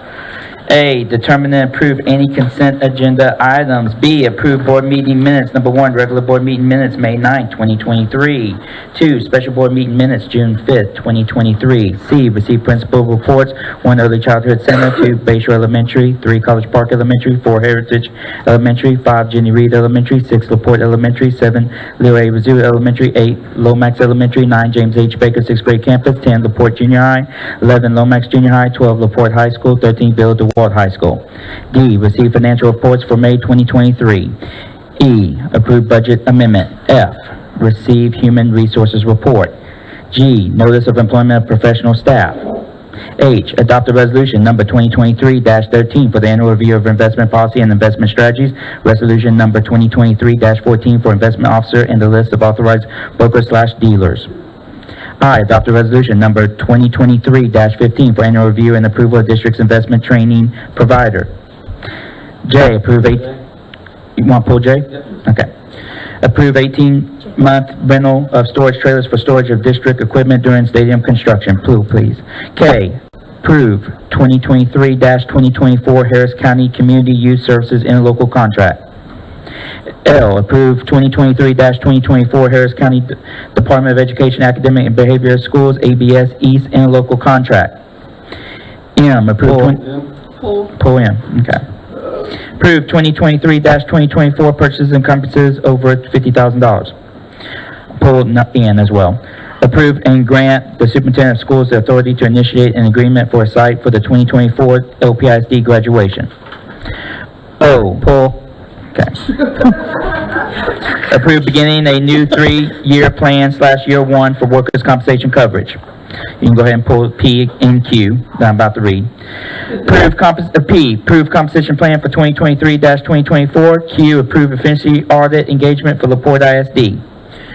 R, approve memorandum of understanding for the Juvenile Justice Alternative Education Program, JJEP. S, approve memorandum. S, approve memorandum of understanding for the rental agreement with Barbers Hill ISD. T, go ahead and pull. Approve proposals for supplemental food and catering services. U, approve. Okay. Am I saying it louder? Why does You're fine when I say it. Approve purchase of Cisco Security Enterprise Agreement. V, approve receipt and first reading of TASB Local Policy Update 121, affecting local policy CCGB, local CFB, local CKE, local CKEC, local CLB, local CRF, local CVA, local CVB, local DEA, local FD, local, and FFI, local. W, yes, approve resale of tax foreclosure property described as Lot 17 in Block 73 of the town of Bayview, in addition, Harris County, Texas, according to the map or plat thereof, filled in the real property of Harris County, Texas, account number 006-249-000-0017. X, approve upcoming called and regular board meeting schedule for the first semester. I'm sorry, we need to go back and pull W, please. We did. We did. Yeah. Gosh, Danny. We got you, Danny. Yeah, everybody. X, approve upcoming called and regular board meeting schedule for the first semester of school year 2023-2024. Y, receive 2022-2023 School Health Advisory Council SHAC annual report. Z, receive public notice of intent to apply for federal funds allocated to LaPorte ISD for school year 2023-2024. Mr. Shafi, do you mind reading the consent agenda? I'm so confused. All right. A, B1 and 2. C, 1 through 13. D, E, F, G, H, I, K, L. I think that's N. No, N was pulled. R, X, Y, and Z. And V. Did you get V? Yes, I did. And V. Okay. You did now. I did now. Okay, I seek a motion to approve the consent agenda. Second. Hanks, made a motion to approve, seconded by Mr. Perez. Call for the vote. And it's unanimous approval. Thank you. We go to item J, approve 18-month rental of storage trailers for storage of district equipment during stadium construction. Mr. Hanks. Yeah, just looking at an 18-month rental, and obviously with 15 trailers, and doing the math is $675 each. And that's one, it just seems steep. And then second, is there an early termination, like we have to get out of those trailers if they get done early? Yes. Or there is an early exit on that? Yes. With a fee or no? No, I don't believe so. Is this bond money? Yes. What kind of trailer is it? Yes, similar to that. There's a mixture of them, yes. So I had because I'm weird, me and I have a lot of contacts in that world, right? And so I texted a friend this evening. I said, we're gonna pay $12,150 to rent per trailer over an 18-month period. I was like, what can we buy these things for? Because you can buy a trailer between $1,800 to $2,500. Correct. So why would we not consider buying, saving like $10,000 per unit, and then we could sell them again? Well, part of it is timeline. So we need them now, and they were the only vendor that could get them to us now because of the construction component. So where are we gonna put these when we do that? And support services. Have we talked to, he sent me a company actually. Yeah, have we talked to other people, other vendors that could potentially manage this? The problem was being able to get them quick enough because the demo starts. So it was more about the time frame. Kind of random insurance person in me, but if we're paying this much to rent the trailers, I'd imagine the stuff inside of it is worth a lot more than that. It's all the athletic equipment, all the items that we pull from the facility. So I would think Stacy, maybe we need to update our insurance to say that we're now keeping these things in storage trailers in case we have a hurricane come through. We're not losing all that money. We could see that. I don't know. When do you need these? Now, we're going to get them as soon as we can get them so we can start to move the items. All the items have to be moved out of that facility so they can start that demo process. And we don't have any place to store them. So that's the concern. How many is it again? So it's 15 trailers. So they're storing these off-site, That's support services in the back of our facility. On the back. So they're gonna drive, it's gonna be like a pod, they'll drive in here, we'll load it up, then they'll cart it off and bring the, okay. So this is including the driver and everything? Yep, everything. still $150,000 difference, man. We can do, Can we table it and give us a chance to follow the calls and all that? do it in time. Yeah, that's the problem. Well, we have a meeting 2 next weeks. week, right? I mean, purchasing a vehicle until you have to go get a quote. Yeah, that's we'll have true. to, I mean, do like, those things. to Mr. Perez, I mean, there's a meeting next week, so can you take 1 week? Is I that? just don't know if I can produce the quotes to get that prepared. You have to go out for bid on buying that, huh? Is that what you're saying? Unless we have a co-op, I don't know if we have a co-op that would sell those to us. We Yeah. may. There's probably a better way, but for now, there's not. I get the board is, trying to help keep us on the conservative side of all of that, but I think sometimes they have us over a barrel. And you said this is bond money? Yes. So we've already kind of budgeted what's in there. It's not affecting our teachers, no. But I mean, we can try to get some more options, but I know it's kind of the way it is, like, we have a large number of budget, right, 128 million or whatever. But again, it gives my point, like, we always kind of find the money to pay an extra $150,000 in this case, for this type of a project, but we struggle when it's like, well, I need more STEM money, or this, that, and the other. That's just, I guess, my point. I guess. When have we said we struggle to do that, though? not general fund, right? Two different. Yeah, this is a different bucket. Yeah, but still, I mean, the waste of money is a waste of money. Right. I agree with that. Do whatever we need to do. Could you do some homework for trying to hold off on the 10th, and then we can make that decision? Yep. I mean, the 20th, which is the 20th. Next week. Tuesday. When are they starting demo? When did they want to start? So you're gonna get a GMP in front of you at that meeting, the 20th. That'll be for the demo, and as soon as we get that approved, you're looking at a week at max. So we do our homework, and then if we have this But if- at the time, So what you're saying is if we wait until the 20th, it's gonna delay? It more than likely could delay them starting. I can't guarantee that. Yeah. It could. It just depends on how much time it would need to get these things in place. So it was availability of getting that amount that we needed to secure that and get it in that time frame, to align with the starting of all that construction. So. Okay, board. You got Dr. Bomley, you speak a motion of some kind. I make a motion, we approve the agenda item. As much as I'm with Jeff and I'd like to save the money, I don't want to slow up the process of where we're at. I want to be ready to roll when we're ready to roll. Ms. Thompson made a motion. Is there a second? Second. Seconded by Mr. Shoppy. Discussion board? Yeah, I'm kind of with Jeff. I mean, I understand we're pushing it back and it's a week and we have a vendor that's ready to go, but if there is the slightest possibility, and it's not like there's a shortage of shipping containers in our area, if there was any school district to find it, I have a feeling we could find it, especially if Jeffrey already has a contact, so. I'll say this too. I mean, if you guys give me assurance, like y'all have called, if y'all are saying y'all look at doing rentals, that's one thing. But if y'all haven't explored the idea of like possibly owning them ourselves outright, have y'all looked into that? That to me, like at least it'd be worth like a day of phone calls. Like I can give you some contacts. We got some guys that probably can donate some of these things. It doesn't have to be a brand new state of the art. I mean, they're all pretty basic, right? There's 20, 40 foot. We didn't have to be a vendor. We'd have to go through the process of, not all companies would have to go through a process of, I just don't know how long that would take. But obviously we can do that, look into that. Because we will have logistic concerns in terms of setting up the vendors and vetting and then sending out the We bids. could, I don't know. Well, I would think we could use them if we do construction at Lomax Junior High or other things where we're not renting those again later on.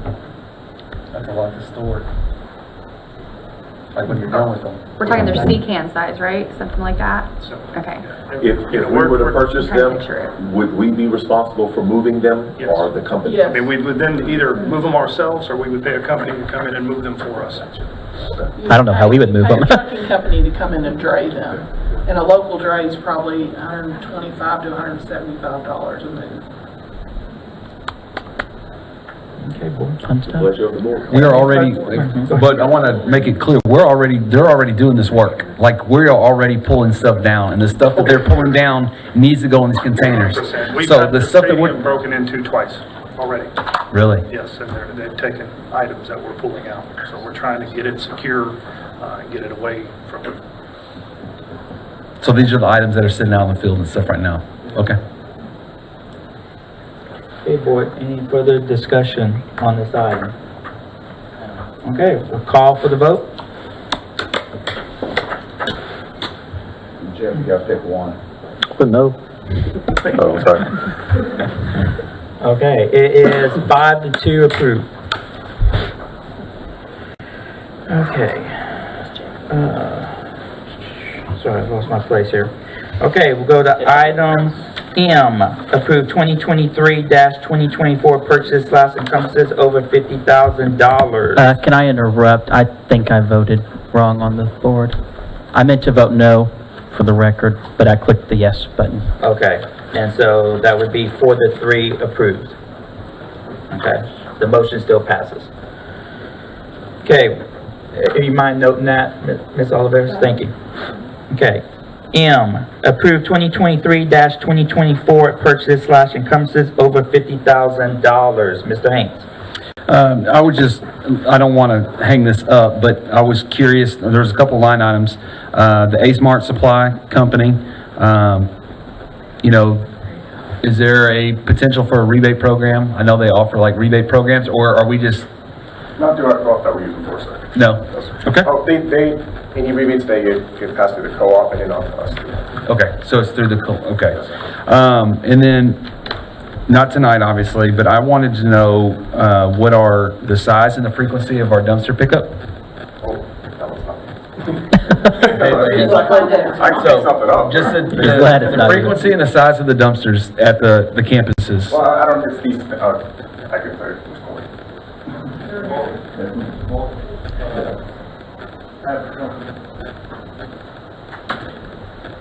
So you have three main sizes that you go in, it's every day.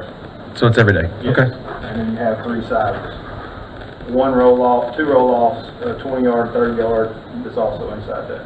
And then regular dumpsters, the small one is I think it's 2.5 yard, which they call that short stuff. The biggest one is a 6.5. Okay. And those are your normal dumpsters. Okay, like I said, it wasn't hanging up, I was just curious just to look. It's amazing how much money you pay on waste, and we found some ways to save. We'll talk about it later. And then the other thing, I'm just curious about the Goose Creek tax, those guys doing our tax collection, and I know during the bond process, we got a lot of questions about that. I've never got a straight answer. What is the reason that they are? Our tax assessor? Right. Well, they offer the service to us, and LaPorte has been with them for a couple of years. I can Okay. share some history on that.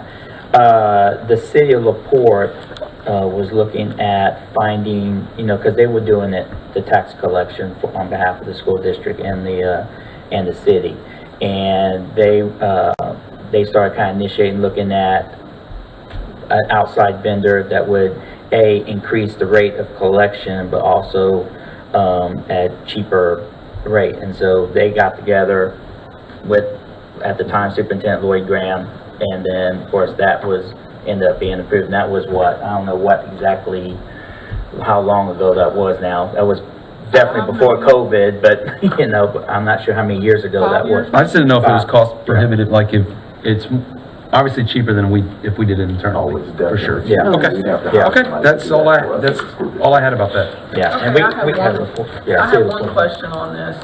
The HCAD appraisal district, is that us paying our taxes? No, that's us paying, we have to pay it on a quarterly basis. It's not our taxes, it's for them to do the appraisal of all of our properties in the. Whoa, Wow. whoa. We don't really have an option on that, huh? We don't have an option. I had I mean, they're two. the ones that want to appraise us, so like. I had two questions. One was Yellowstone landscaping. Do we go out for bid on that how often do we go out for bid on landscaping? Well, we just started it, so the next round we will go back out. And Yellowstone is who we've been with? Well, that's who we just started with. We just started with them. We were doing it in-house, but we didn't have enough people to keep up with it. Okay. So we got a better. And now I forgot where my second one was. Oh, MSB Consult, never mind.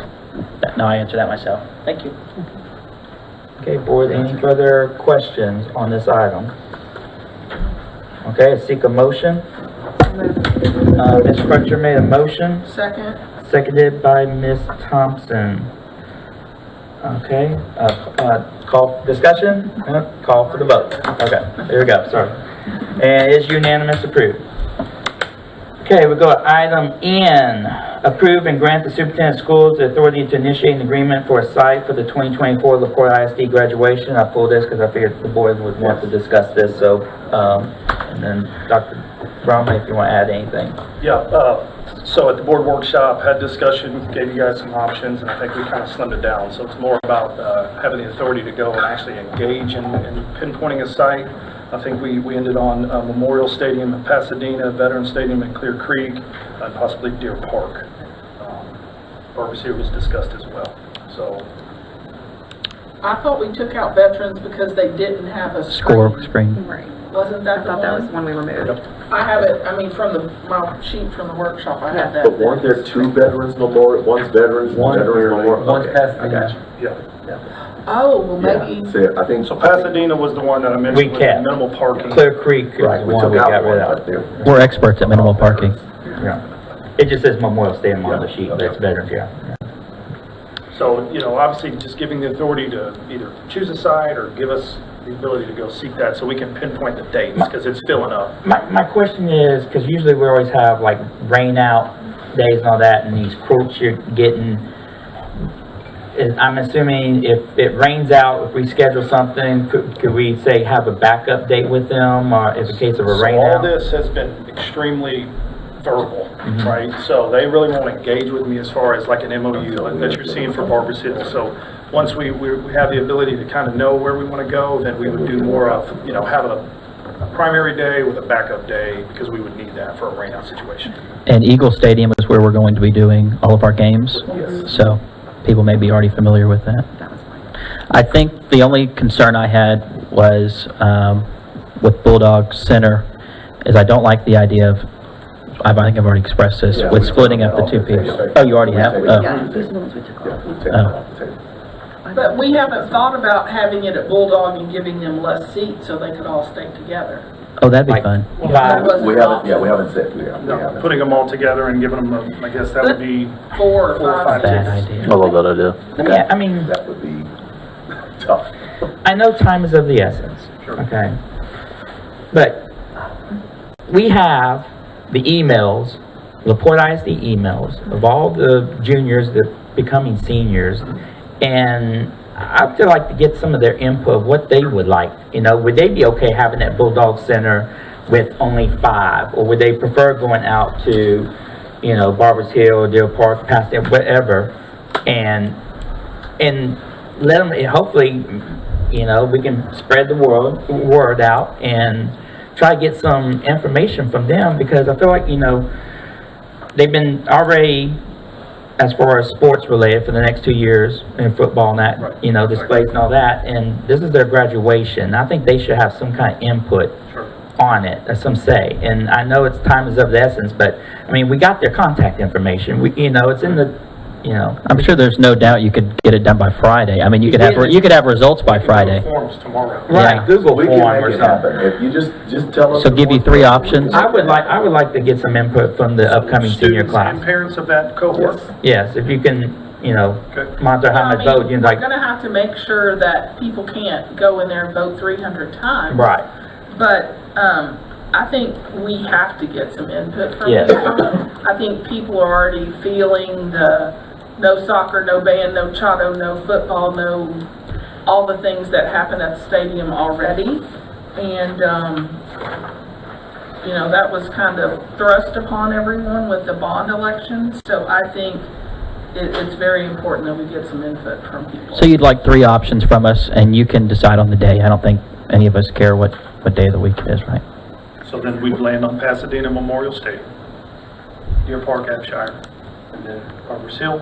Yes, I believe that the Eagle Stadium should be on Yeah. because of us already utilizing that facility. People will be Deer familiar, Park. but also, I mean, it's our home field for the next year, so we make it ours, we do the best we can. And not to increase the options, but those 3, and to me, I would include 2 more.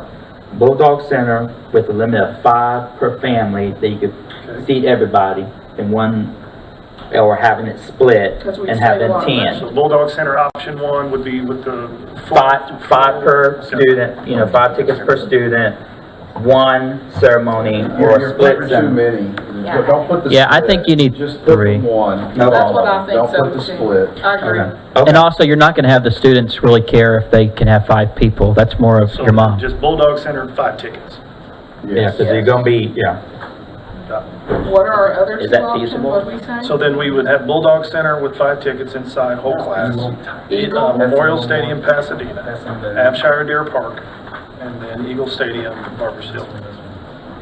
So that's 4. I don't think you can fit 5 people, every graduate in that room. How many does it hold? Bulldog Center? 25. Yeah, I'd rather under-promise, and so you got, say, 400. Think we should say 4? 4 probably would be safe. I think you should Okay, take it off 4. the list, but yeah. That's right. I mean, we could work through what a process. The good thing about it is if we're at the Bulldog Center, we could broadcast it live, and, that's an option. It's not a great option, but it is an option. And then you don't have to come back to us to get approval, whatever the results say, we'll just be done. We'll put that in the form of a motion. Well, and we would communicate that with you guys. Sure. We can pull that off. So who would like to put that in the form of a motion? Danny would be good at that. If you don't want to, I won't. No, make a motion to what? To Poll our staff and, our parents and seniors. Thanks, Russell. So I'll make a motion to pose a question to our staff, to our parents and seniors. Senior parents. And Second. And to initiate the superintendent or authority Right. to do it in results of the vote. In communicate all that. whatever that is, yes. Okay. Before anything happens. I second it. Okay. Great job, Russell. Did that come out okay? Yeah, that's fine, I'm trying to figure out. Yeah. We're just thinking about that stadium. Are you okay, Ken? Wilson, what's up? Okay, so Hank's, made a motion, seconded by Mr. Shoppy. Call, for a discussion? No? No, Okay. we already- Okay, discussed it, yeah, so call for the vote. You want to wait? And why is it not coming on? Hold on, she's coming. Oh, there we go. Sorry. I didn't hear what we're even, are we still? Okay, the motion was to, take a poll for the Got it, upcoming okay. senior class, students and parents, thank you. And authorize- Just making sure we're Authorize, yes, still on and the same authorize topic, that's what I wanted to superintendent make sure. in response to that poll, yes, and so that has been unanimously approved. So we go to item O, approve beginning a new 3-year plan / year 1 for workers' compensation coverage. That was Mr. Paris. I just had a question, how often do we go out for bid with that? And will we consider going out to bid after this third term like we do the other service, like we are going to do the other insurance services? We can go out to bid. I'm not sure when the last one. We'll find out for you and let you know. I know that we've been with them for quite a while with CAS. And we've been very happy with them. They've done a great job. And so, and we decided to extend another 3 years because we can lock in the rate and they're No, doing you a definitely great want to lock service in a for us, and rate. we're locking the rate in and it's a competitive rate. Yeah, perfect. It looked good, I was just curious. Okay. Yeah, just call for Pete, because there was just a discussion. Okay, that was just discussion? Yeah. Okay, we're gonna go with P on the next one, and who was that? Everybody.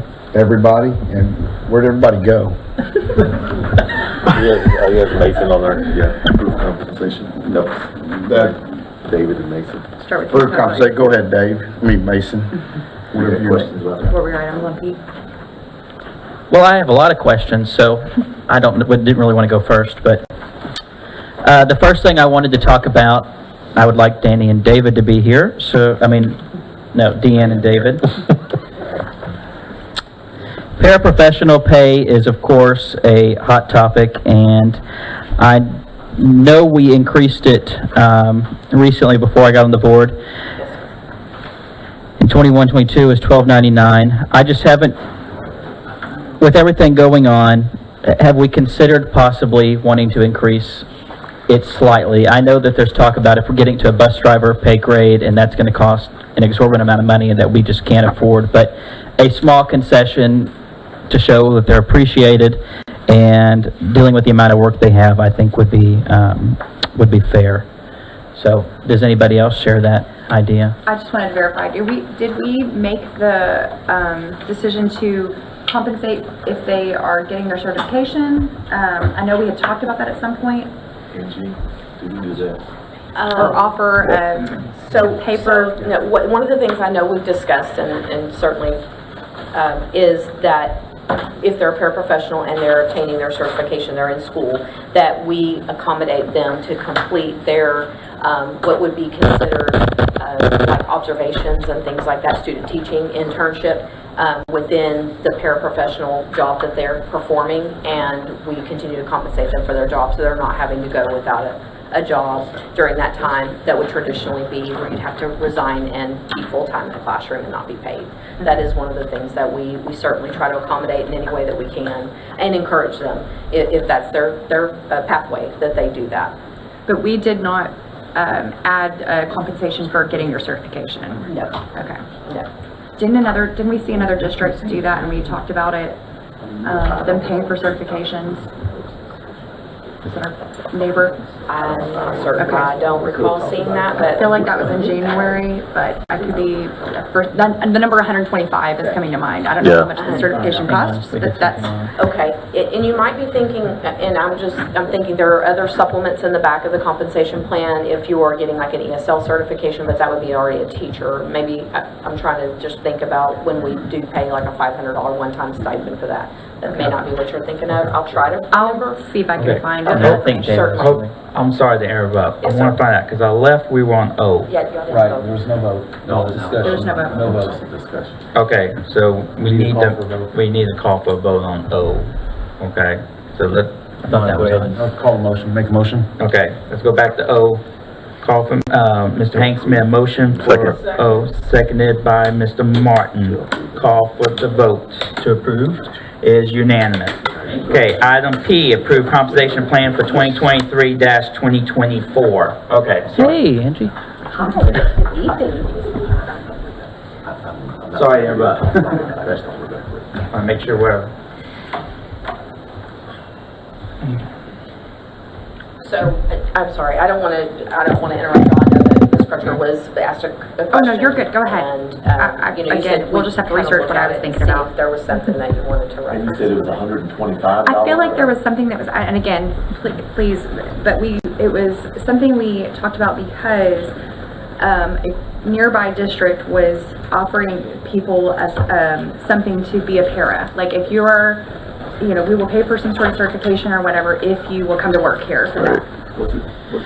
Was it taking a test or something like that, the $300? It's a test or a certification, something. Well, and one of the things I know we talked about, still not, but maybe it'll jog our memory, is we started off in the para-educator course within the district, and they are able to do that, and it is actually $125 to take the course, and it's much cheaper than what, at the time, San Jac was offering. However, right now during the summer, San Jac is doing sort of a one-time thing where they were offering it free of charge. Okay. And so we're trying to take advantage of hiring some of those people because some of our retired professionals are actually teaching that class. So we're in the process of trying to work that. So, No, sir. We okay, so don't it's not have additional that. compensation in a way. That's No, what I was trying no to figure out, if additional- they're no. compensated in any other form. Okay.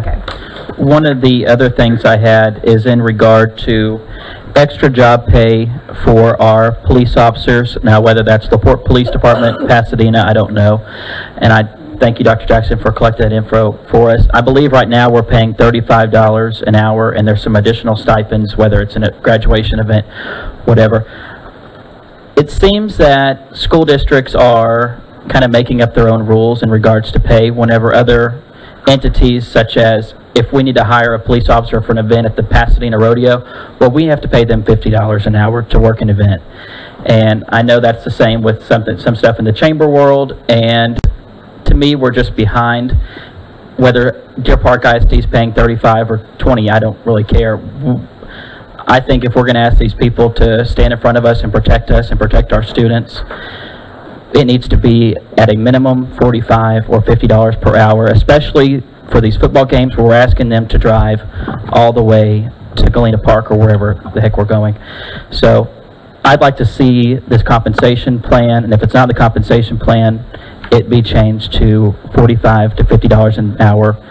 And I'd like to hear if any other board members have any agreement or disagreement. I'll say this, I mean, as much as we didn't like it, I mean, we've been paying $40 an hour at the chamber for the last 10 years, and with Silver Beach Day in particular, the going rate last year went from $50 to $50. It's currently still $50. It's probably going to go up again pretty soon.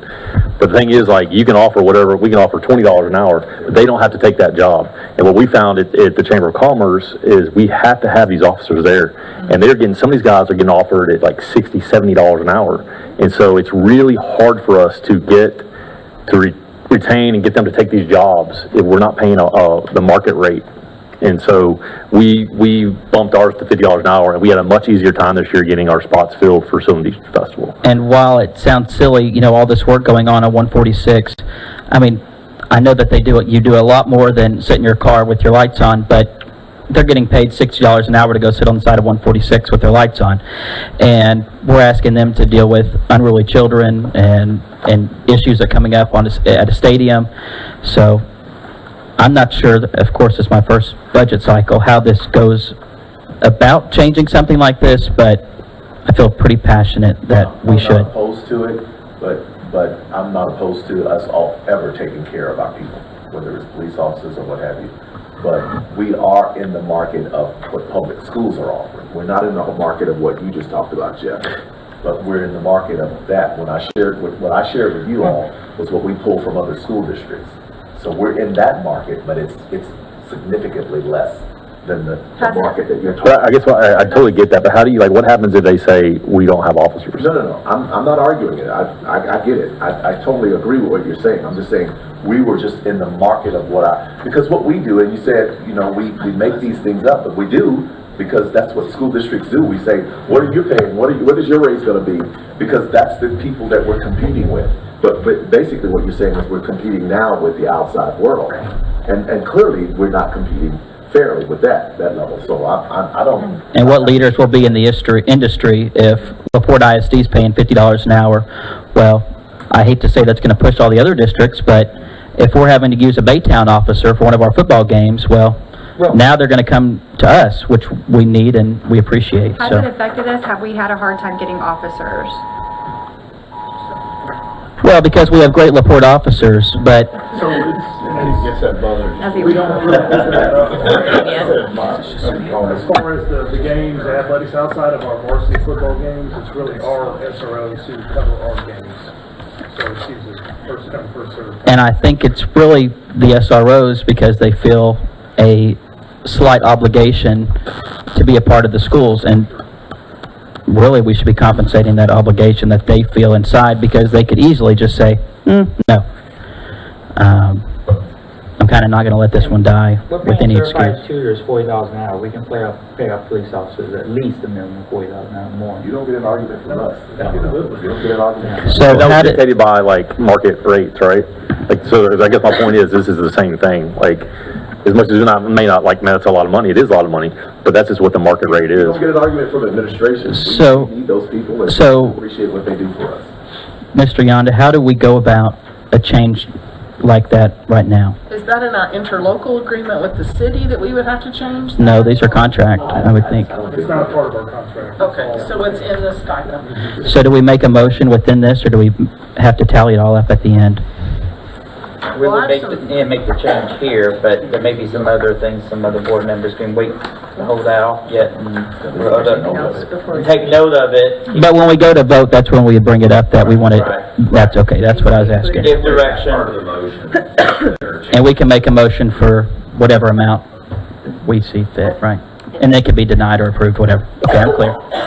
May I just say, just regarding the police officers, and you won't see it in the supplement, and there's a reason they're contracted employees, even our SROs, and so, oh, I'm so sorry. Sorry. Yes, no problem. Yeah, I'm sorry. Go ahead, Ben. I was just gonna say, if you guys are gonna change a lot of different things, you might want to adopt the plan as currently stated and then start amending it, because otherwise, you may be in favor of police officers, and you may be in favor of paraprofessionals, and it may be really weird when you try to vote on that, so that's just a suggestion. So make a motion to adopt the compensation as is, but stay on the item to add further amendments? Exactly.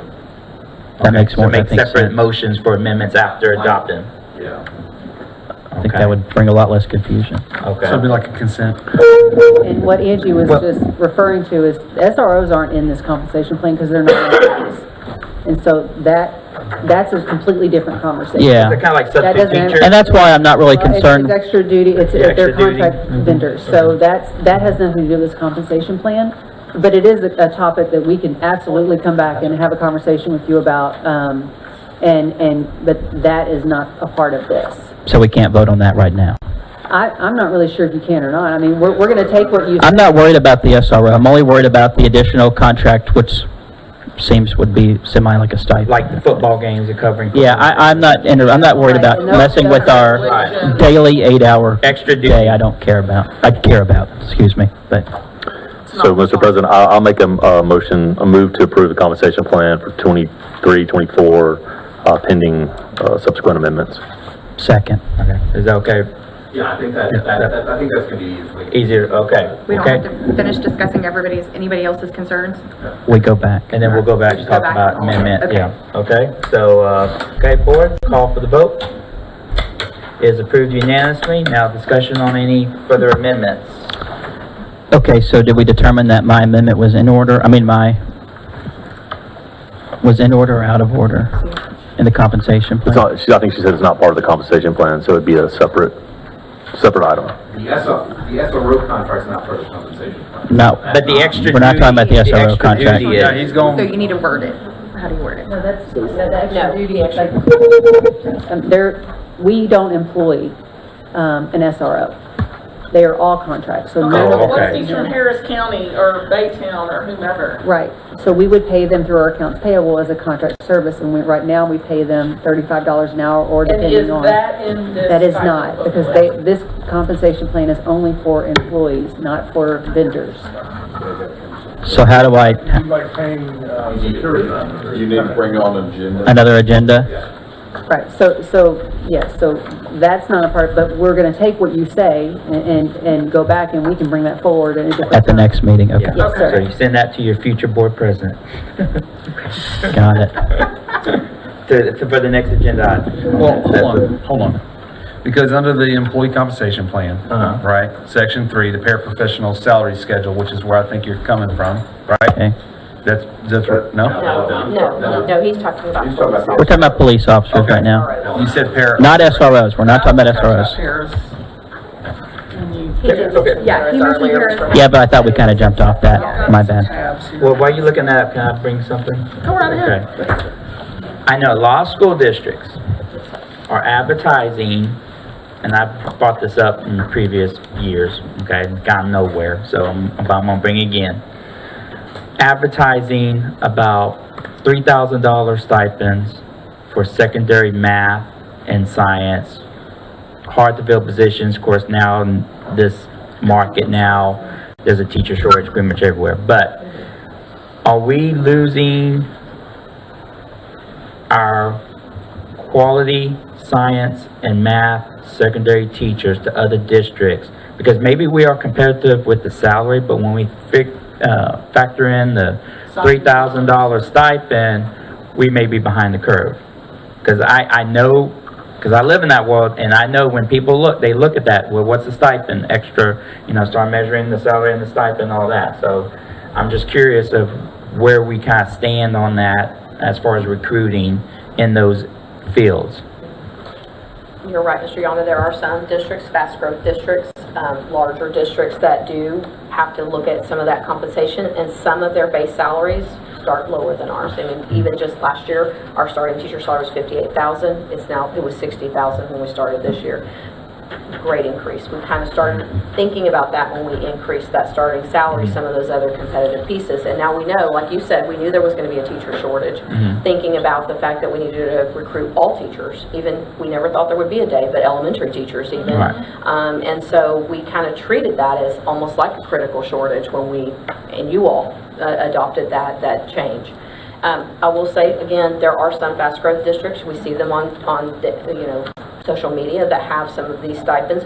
At one point, long time ago, I believe I was an assistant principal, we did offer some of those. Maybe they weren't 3,000, but there were some stipends for math and science, STEM related, as that was up and coming with putting in more science testing in the schools, and that was something. To your question is, are we losing people? I've not had anybody say in an exit survey that is why they're leaving. When we've lost some teachers, I've not had that, but certainly worth an inquiry just to see. We do sometimes at job fairs, and I'm sure Dr. Rhodes can speak to this as well. He attends a lot of job fairs, and even our principals, that we do have some candidates that come up and ask if we offer stipends, not just for that, but other things. And sometimes we do match some of those stipends that they're asking about, and sometimes we don't. So I guess a long way around just to answer your question, just to say, people are always looking for those competitive things, and it is very competitive right now. I do feel like we made some shifts as a district when we looked at our starting teacher salary last year, but I don't know if that answers your whole question. Well, I guess when you're looking at comparisons, are y'all factoring in those stipends as well when you're looking at, are we being competitive in those particular positions? It's a good question. I think we do get feedback that our salary is competitive, even for the Region 4 area, the Houston area, very competitive, and you know, again, we have a couple people ask us about that math science, but some people, they just enjoy that we have a smaller ratio of students. Right, but I don't know if does Region 4, when they do those studies, because we've seen those in those reports before, I think that's one of the Stipend first meetings studies. and do they even factor those stipends in? What that they do is they have us, and you can participate in TASB's stipend study as well. So there's a salary study where it's all base salaries, and then there's a stipend study that comes out a few months later that we do participate in. And when we get the spreadsheet, you can break it down to Region 4 on that. You can break it down to even choose districts right around here that participate in the study, and most of them do. So, Okay. yeah.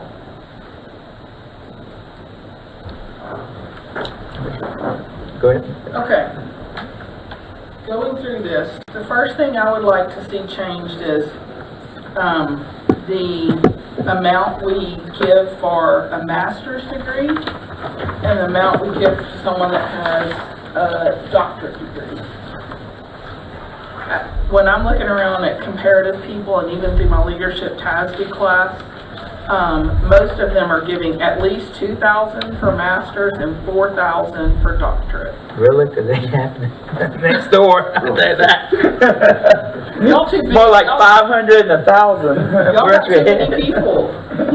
They gotta pay off those loans though, so if you have a master's degree, Right. I agree with Deanne.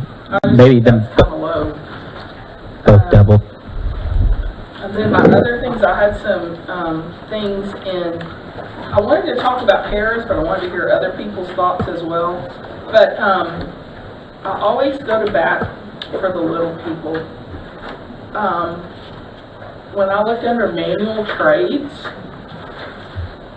I think our minimum should be $12.50 an hour on that pay grade 1, and it should adjust up from there, like approximately, would that be $1.47? Let's say $1.50 for round numbers to each starting grade.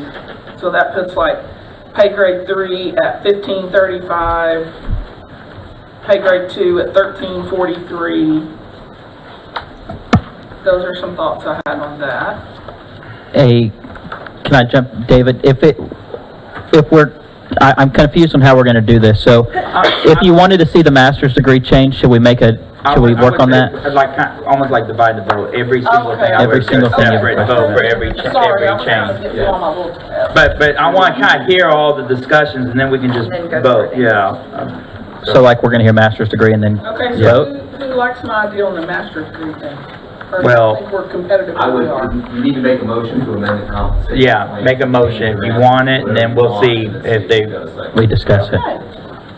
I make a motion that we amend the current compensation plan to change the stipend for a master's degree to $2,000 and for a doctoral degree to $4,000. So Madam Trustee, may I just ask a question, Mr. Sure. President?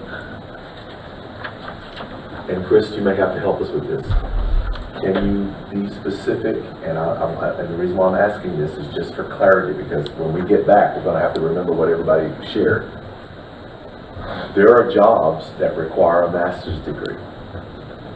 Am I right, Angie? Yes, sir. If you're gonna That be an is assistant absolutely principal, correct. you have to have a master's degree. Counselor. Right. A counselor, you have to have a master's degree. LSSP, you have to have a master's degree. Yes, sir. Correct? And this is what I also shared to Dr. Jackson's I'm point not trying to is, hurt anybody, I'm just asking for clarity on this. yeah, and right now, the way our compensation plan reads, the people who are eligible for that stipend are on the teacher pay scale. So we're not talking about professionals or administrators. So this page right here Yes, is ma'am. just teachers. That is correct. Teachers, librarian, and registered Teacher nurses. pay scale or librarians or nurses. So is that what you wanted to reflect, or you wanted to reflect everyone or someone? I'm looking at this for teachers, librarians, and registered nurses. Can I ask this, though, like, if we were to do that, like, is it broken down on their salary? Like, So they get, it's an additional stipend, like if you were looking at the pay rate screen, their base salary is in one line, and then every stipend that they receive or are eligible for is on a separate line. Second. okay, we do have a motion, I'm sorry. We have Second. a motion, sorry, yeah, no. Mason said second. Mr. Paris seconded, but I did have a question. Okay, now that we have a motion and second discuss, sorry. How many people are we roughly talking about, and what's the financial impact? Thank you for asking that question, and I don't have that data, but what I can say is we don't have very many teachers with their doctorate, just a handful at this time. That could change, but, I'm not really supposed to ask a question, but I did have a clarification for what, but I'll wait. Well, so you're saying if we did it just for teachers and they get promoted up to be, I don't know, say counselor, assistant principal, then they're gonna lose that? That's correct. Would they lose it, or would it be part of what they? Well, what happens is when we look at their pay, you know, that's all factored in when we come up with those scales. The fact that they're going to be kind of, now then, something that's now required for their job as part of, you know, their requirements of the qualifications, I should say. Then we factor all those things in when we make those scales. So that would just put them further up in the midpoint, so to speak, because of what their salary was? I'm trying to... Not necessarily. It's just going to depend. Like if they're a current employee of ours and they've been a teacher for 15 years, then we would not ever have them go backwards. They would just get what's called, they would be considered for a promotional increase. So they would start from their salary and we would apply a promotional increase, which is kind of the front of our compensation plan. Like a teacher going from a teacher to an assistant principal? Correct, or teacher to a counselor. So they would not go backwards? No. Could I amend my motion to be 2,000 and 3,000? Would that make you feel more comfortable as far as money wise, Mr. Yondo? It's wherever you prefer. I mean, you already made the motion, it's already seconded, so. Okay, unless someone wants to amend, then y'all accept the amendment, but I'm good, whatever. Jeff, would you like to see it for all employees? Was that? No, I guess I'm thinking, like, I mean, I'm all for helping these people out, but I guess on a finance side, it's the way my head works. I'd like to see what the damage is going to be like, but I'm sure this is be one of many that we discuss here in the next couple minutes. We do have quite a few teachers with their master's degree. You know what I'm saying? Like, well, if anything we propose, like, I want to raise this up, even if it's 50 cents an hour for paras or whatever it is, how does that going to impact us? Yeah. It's like, to me, I won't be able to make a decision on it unless I know it's not going to put us in a bad spot, as much as I want to do it. Yeah, and what I'll say, when we look at, if you're going to talk about, I know there's emotional forms, so sorry, but paras, if you look at the paras and their scales, that's a hiring schedule, so there's people who maybe are over the minimum in that scale right now that are our current employees, so it could have, I'm not going to say it's not going to have an impact especially if there's a raise passed and then they get a 2% increase. But it's really how when we hire people and when we hire them in that we might see an impact. But if they already have experience in that, they wouldn't be hired at the minimum anyway. They would be hired somewhere, depending on the number of years they have. I guess my thought at the end is that if anything we can do to entice, gimmicky or not, to get people to want to come to LPISD, and it's not going to hurt us financially, then if you guys are telling me that it's not going to hurt us, then I'm up for it. I've got an option that was thrown in. If it's okay with Ms. Thompson and Mr. Paris, because y'all have the motion and seconded, and this applies to any other changes as well. Okay. Is that now that we had adopted it, it doesn't preclude us from still amending, but we can also let them get some information back to us to see what kind of financial impacts of any of the changes that we might want to see, and get that back so we can actually have some hard numbers and we can have that information be available for us to vote yay or nay on, you know, have some more clarity. And to that end, these numbers are going to affect a budget. That's what I'm saying. We're fixing to be expected That's to what I'm vote on saying. in a few minutes. So, should have done this last month and hashed all this out and had these correct numbers so that our budget is as close to correct as it could be. And we don't have a meeting until But we're July. kind of doing this backwards. but we can adopt the budget, but being the estimate, we always do amendments per month anyway on the budget as we go through the year. So we can, so is the board okay with that we can? So we're just asking them to get us data back and then come and voting on it again later Well, on? we still have a standing motion if the Ms. Thompson and yourself, since you're seconded, would be okay to amend y'all's motion to include going back, let them be able to get some data and come back to us at a future meeting, correct? Withdraw the motion. Withdraw the motion. The administration, you don't need to vote on the administration bringing you more information. Yeah. So we're really just talking for the When's rest. the next meeting, is my question. When are we gonna talk about this? Because we have employees that wanna know what their salary is gonna be. I don't know about y'all, but I have people asking me, what are we thinking? Where are we going with our budget? What are we doing for our staff? And you're going to job fairs asking.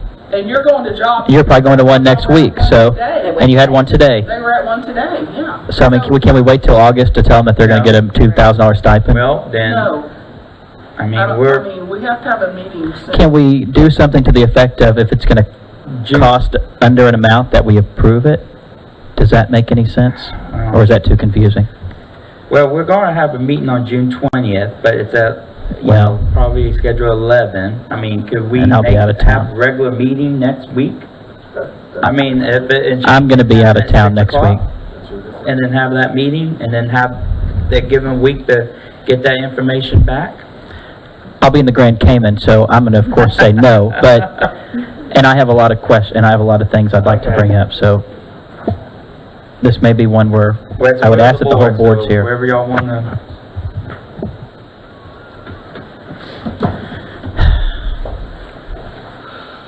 So we have a standing motion, so if that. Ms. Vitor, you said that there's only a handful of people this actually affects currently.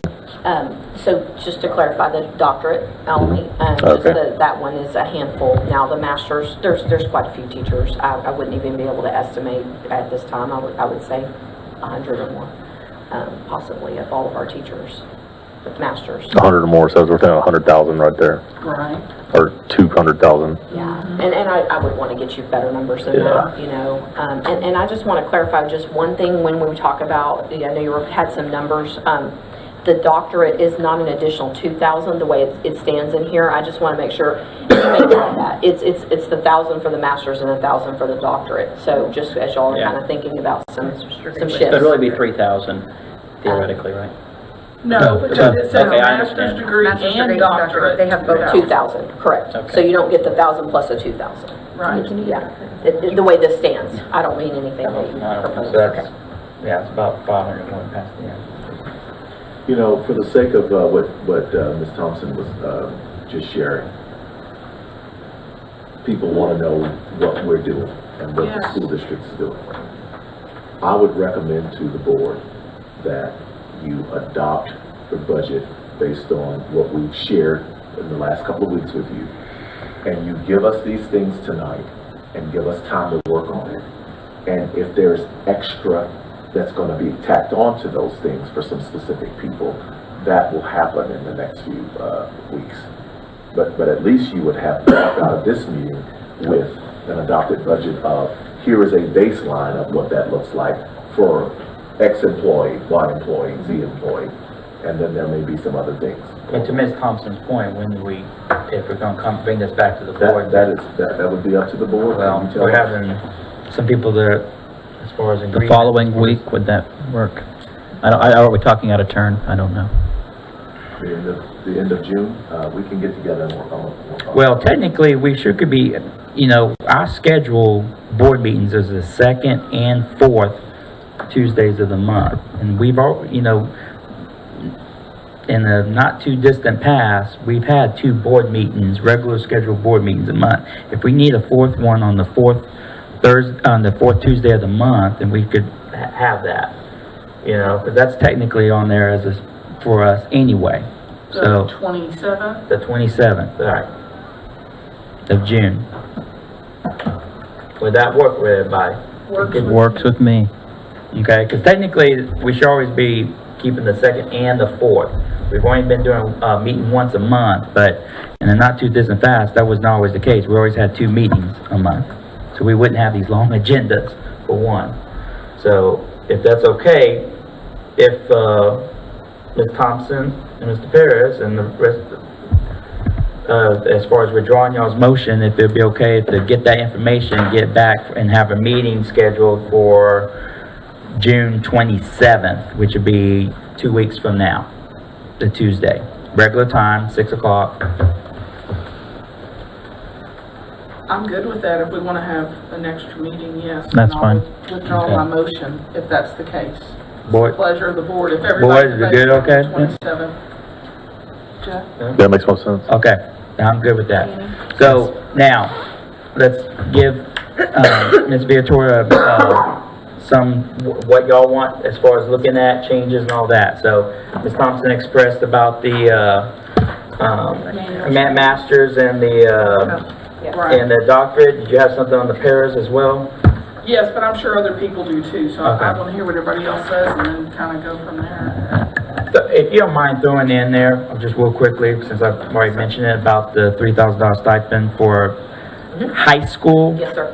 And maybe $1,500 for intermediate, but we can play with those numbers, but just kind of get some on math and science. Yes, sir. Who else has info on paras or thoughts on para pay? I got a question on that. Does the pair pay like that, when we say we're gonna approve a 2% salary increase, does that not apply to paras, or does it? Yes, sir. It does. You know, it depends on how you all, certainly word your, but if it's all employees, it would apply to paras, manual trades. And now, it does not apply to our substitute. I think someone brought up subs or anybody that's a contract employee. Thank you. Yes, sir.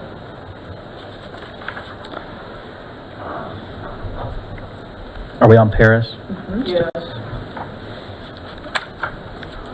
I don't know. Yeah. I just would like to see an increase, a slight increase in, Jeff, remind me of the name of the pair we keep discussing. SPED? Yeah, I believe it's behavior program, yeah. Behavior and Behavior. Now, what that increase is, I don't know, but a small concession, of course, we can't go to full bus driver level, but, which sounds silly that we're comparing those two things when they're completely different, but. Yes, they are very different. Board, any further things you would like to see to come back, financial impacts, changes, possible amendments to the compensation plan? Yeah, there's one other thing I wanted to note, it may be a budget item, but, and sorry, Charlotte, if we're talking about this with you here, but every time we make an increase, say 2% to our salary schedule, the Education Foundation coordinator is also a staff member of LaPorte ISD, and that forces the hand of the Education Foundation to do a 2% increase or whatever our increase is without consulting that board. Now, while the board is well represented on this board, we're now telling them that they have to pay an extra 2% to their staff member without consulting them or asking them to me, that just doesn't seem fair. While I think she deserves it, but just a comment. I'm not sure I follow you. Yeah. So this foundation reimburses, correct me if I'm wrong, Stacey, they reimburse the school district for the salary of the executive director.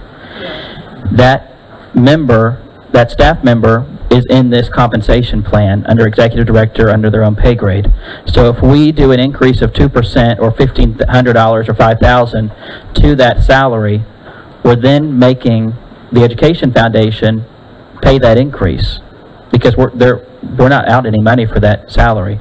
So I don't know what the solution is to that, but to me it doesn't seem fair that we're asking a foundation that supports our school district to pay a raise that we're deciding on. And I confirmed this with some of the other foundation board members before I just brought it, so. I don't know what the solution is, and I firmly believe that you deserve whatever raise we give to the other professionals. Miss Penny's paid out of general fund. She's not paid from the Education Foundation. Yeah, but we reimburse the school district. The foundation does. Foundation reimburses us. For her salary? Mm-hmm. I'll show you where that is. Okay, I apologize. I didn't realize that happened. Is that typical? Where I've come from, it is. Yeah. Okay. Everybody kind of does it differently. Some people pay it, some people don't pay The it. districts I've worked in, the foundation paid that salary, but yeah, you're right. Through the school district? Well, I'm not sure if it was through the school district, but I know the foundation paid. Paid that salary. Yeah. Okay, board, any further things for Ms. Viator? Just write down my manual trade things. Now, and it seems like our focus seems to be the pay grade 3 paras and aides. Do we have more of those in the district, or do we have more pay grade 1s and 2s? I would say that we have quite a few of both. Okay. Yes, and I will say. I think I've asked you that question No, it's before, okay. I I just, apologize. It's a and lot. for every program that we have, like a SAIL program or a BSP program, oftentimes depending on the number of students, there's usually 2 paras attached to each one of those programs. Could be more if there's more students in the program, so. So my understanding would be, just say if we went up 50 cents or whatever on pay grade 3, we would need to make adjustments in 2 and 1 as well too, so that they would progress. We often look at that, just so Yes. that we do have, we don't get too compressed in some of those pay grades. Right. And sometimes it occasions us to need to look at the pay grade after it as well. So pay grade 4, just to be sure we're not too compressed. Because, correct me if I'm wrong, but in 21-22, we combined a pay grade and moved this group, which is now pay grade 3, from 2 to 3, so that they got a bump. Yes. We went up on their salary from, my notes say, $12.99 to $14.31. This is my old book. That is correct. You have the numbers correct. And then also they got whatever the percentage adjustment that we gave at the time. Yes, and remember that it's kind of separate entities when we're talking about the scales moving. It doesn't necessarily move people that are already in the job. These are hiring schedules, so attracting people with those bumps like that you all approve. But our employees move when they have a promotion. Maybe a promotion, but y'all the Change of raise. duties. Yes, the raise that you approve, the general increase for the year. But just to reiterate what Ms. Thompson said, she's correct. In 21-22, which was just the previous school year, the minimum for pay grade 3 was $12.99. In 22-23, this school year, what was approved was $14.31 for the program. And that was a $1.32 difference. And that's what's proposed in this new. No, that is actually what we did last year. So Right, when but you in the approve- new one, we're moving forward with that same. Yes. Right. Yes, and that was a 10.2% increase at the time for that pay grade. So I'm basing, you brought up like you wanted to be adjusted, but we need to talk about a specific number, right? So they can run numbers for us. Yeah, and I was kind of hoping that the board would kind of jump in on if they had any thoughts on what those numbers would be. I was thinking, I know the effect of 50 cents, over the course of all of our employees is dramatic. But, if I came and told you were getting a 50-cent raise, you'd laugh in my face probably. But maybe $1, $1.50, I don't know what the board is thinking, but I have the feeling that a lot of us are under the impression that we should increase it slightly. No, I agree. I agree 100%. That is a tough position, and I know it's hard to find those. I was speaking to somebody the other day, and that is an area that changes year to year so dramatically. So the needs of the district, the student change, and so does the instruction. So you have to find that person, and it's very difficult, especially if, we're being outpaced by somebody else. So. And we just heard how valuable they were from our principals. Absolutely, and I totally agree with that. I'm all for making those adjustments. I know the number I requested was to match the bus driver, and we saw what those implications were. The budget was over $800,000, and I know we can't support that. But if we did 25% of that, even, what does that equate to a per employee increase? I think that's something we could entertain and see, because that job is invaluable, and they are the unsung heroes. So Danny, would it be, and we'll do the 25%, but if we were to start with a $1 increase and a $2 increase and a $3 increase, and you can just see what it looks like. Yeah, absolutely. That'd be great. I think that's the best way to do For us to kind of do. it. And I don't want to glaze over what we just said about a 10% increase that's huge. That is not common practice in the private sector. Yeah, we do that in one. And I understand that, and that is amazing, and it's about the optics. People don't understand that. I can understand that, and I can appreciate that, and I think that's needs to be discussed more. But I definitely would look at how much of that do we have in wiggle room, just to entice those people and make sure that we're getting the quality people. They're answering a calling as it is. You have to be cut from a different cloth to take on that work. And so if we can compensate them in any way, a gesture, I think it would go a long way. did comparisons for some of the Oh, I local think so. districts. We really were in good standing after the move that was made last year. We were behind on a couple of districts, but just looking at maybe possibly what you're considering would certainly put us well above all the districts in the area. except- And to clarify, we're just talking about pay grade 3, right? Yes, sir. That- Okay. I'm sorry to Yeah. answer that question. Yeah, and we still don't know what Dickinson ISD is doing. Yeah, and that's the thing, as we're discussing this, they're discussing this, right? Oh, yeah, So absolutely. It's almost like autopsy data. But I remember looking at the numbers last year, and it was an anomaly. They were so far. They still are, right, yeah. Yeah. But they're the only one. Everybody else is really in the pocket and don't really, some of their jobs are like that, but some of them we pay them. I guess my question is, why only pay grade 3? No, I think. No, I was just asking, if that's No, I what know we're where this was discussing, operating. I'm not for, I think someone turned my microphone on. Because if we change that one, you've gotta do the progression. That's, yeah. I think the numbers, what we're requesting at this point is some data to come back to have that discussion. I think if we did your proposed $1, $2, $3 and see what the implication is, I think that would be all the information we would need to have a meaningful conversation.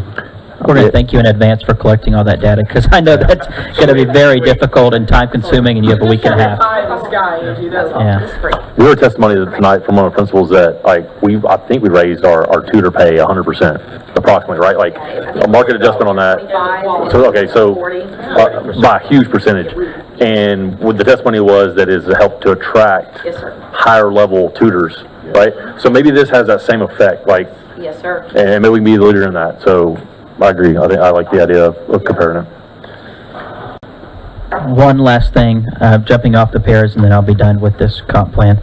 And I know I had asked Dr. Jackson to look at it, per game event stipend for our employees that work a football game.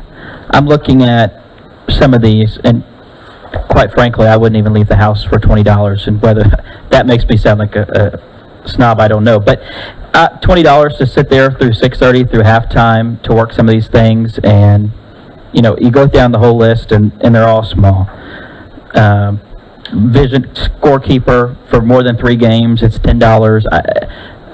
It seems drastically low, and I don't have any guidance on what they should be, or if we've been comparing those to other districts. I know that we always should say we compare to other districts, but I just, quite frankly, don't care what other districts do. But if we can come up with a proposed list that doesn't break our budget on increasing some of these things, I think we would all like to see that. Because, I mean, some of these things are as low as $10 for the entire night. Game, yeah. Yeah, And I think a lot of. that costs more in gas. A lot of those are students working those capacities. In some of those capacities, the low ones for sure, like I have understood some of those kids get community service hours for NHS or student council, but they also get compensated, the $10 or whatever. That's how I've understood it. But I may be wrong there. Yeah, and some of those things, I mean, I understand that one, and I think some of them are actually listed in here as student workers for cameras and things.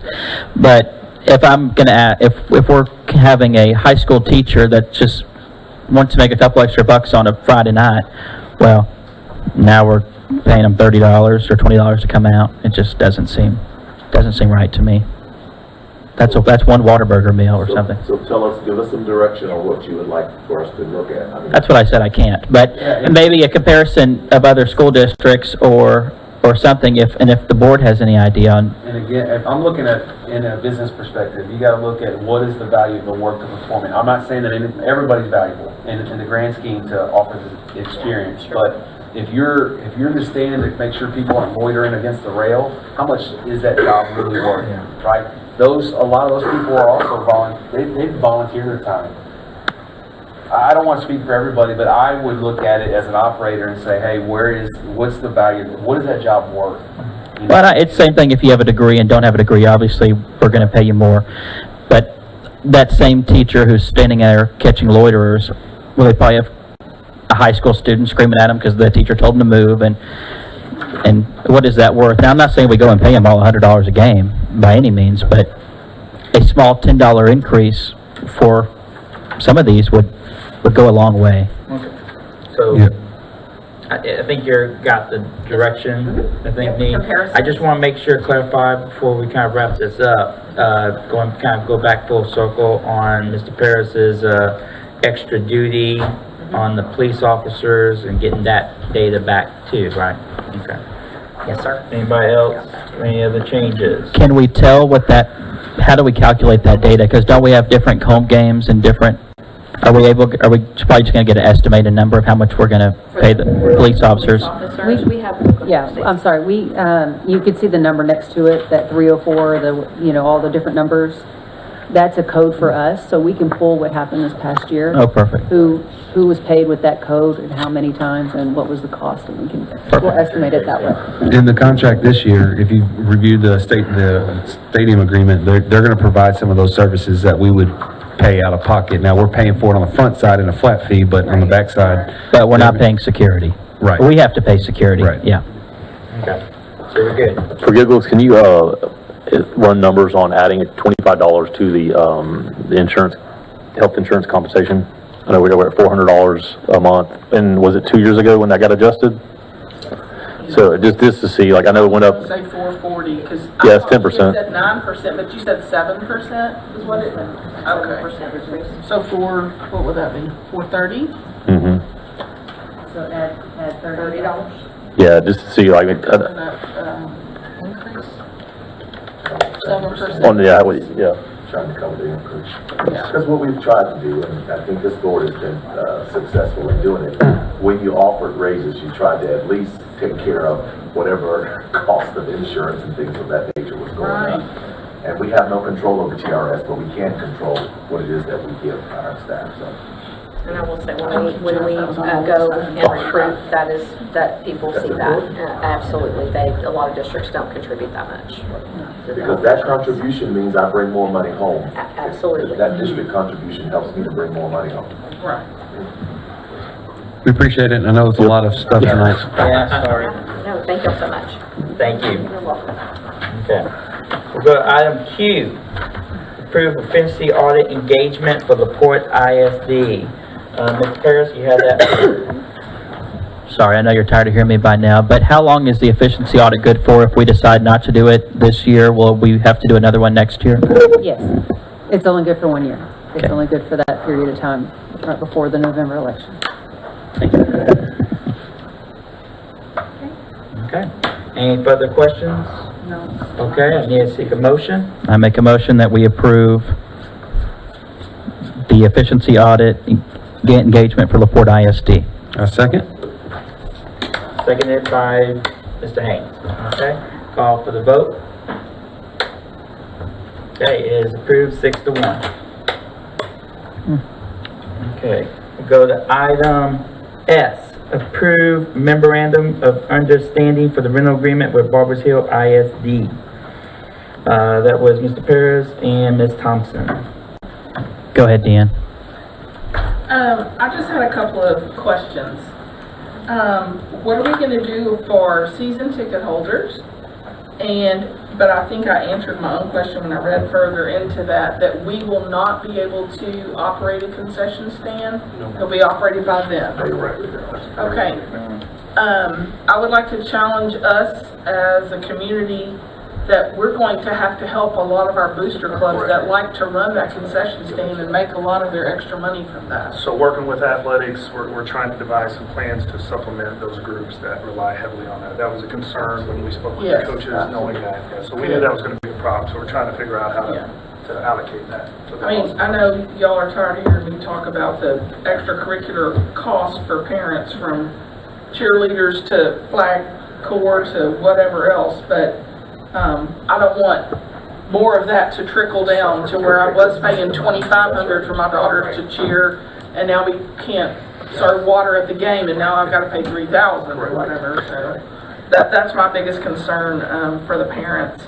Does And concession then- also include them being able to set up tables to sell, like, their items and stuff? So the merchandise and stuff? merchandise part is still allowed. Okay, Oh, so we can okay, still, good. okay, Yeah, so yeah, they that's still have fine. So they can opportunities still sell to. t-shirts and blankets and all that. Okay. And they can put Chick-fil-A inside the shirt when they sell it. Buy your t-shirt, your Chick-fil-A. Chick-fil-A's on the inside. I think if if there's a way to get the numbers, like say, I don't know, XYZ organization made $1,500 or $2,000, whatever it is. If we get that number, I think that I have some ideas. I can work with Terry on, like, through Partners Education. Like, say, you have 5 organizations that made X amount of dollars. We can probably find some partners in the community to help them figure out plans. We can do that, absolutely. That's a good idea. It's typically our indoor sports or our spring sports that run the concession for football, And right? they split them and share them, so we can Right. relook at how we do it, read. I know cross-country, Yeah, track, cross-country, yeah. I know they're big into that. Those are my only two. So what's your plan for season ticket? So we're still trying to work that out, and the problem is the layout and getting that, and trying to map that out. So we're still getting that laid out. Dustin, you don't have it ready yet? Not Funny, fully. do they not have that available for what they do? Kind of, but it's not the same system that we use. Your looks at right? it all. Yeah. Okay. Okay, board, seek a motion on item S. So moved. Second. Mr. Hanks made a motion to approve, seconded by Ms. Thompson. Call for the vote. It is passed unanimously. We'll go to item T, approve proposals for supplemental food and catering services. I had requested this pulled because I was just curious, and I was just on this, how the 130 suppliers, who got, I guess, what was decided and who got contacted and who was not, as far as, I'm gonna ask Lindley Marler to come up and answer that for us. okay.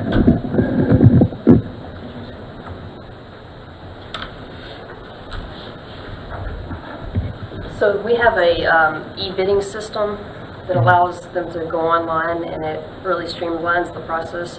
And so they register in the system by commodity code, what services they can offer, what items they can offer. So that's how those 130 companies got contacted.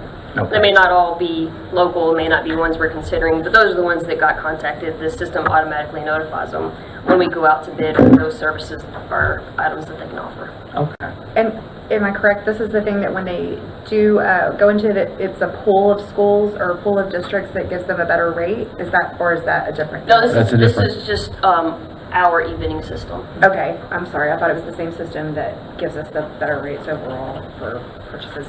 Thank you. That would be like a purchasing cooperatives. Like a Bible order or something like Okay, that. yes. Yeah. Thank you, that's what I was thinking of. Thank you, appreciate it. Thank you. Okay, board, seek a motion. So moved. Mr. Hanks, Second. seconded by Mr. Shopping. Discussion? Not call for the vote, it is unanimous. Okay, we've got item U, approved purchase of Cisco Security Enterprise Agreement. Mr. Paris. Yeah, what is it? What is this? I read through it and I'm very confused. I don't know who wants to answer. This isn't what we talked about in closed, is it? Yes. Yes. Oh, my bad. Never mind. I marked it pulled before we pulled it. Okay, Why did you get up and Make a down? motion to approve and we'll get one. Yes, yeah, okay. Make a motion to approve. Mr. Paris made a motion, seconded by Ms. Crutcher. Call for the vote. Discussion? No, call for the vote. It's unanimous. Okay, moving on. Okay.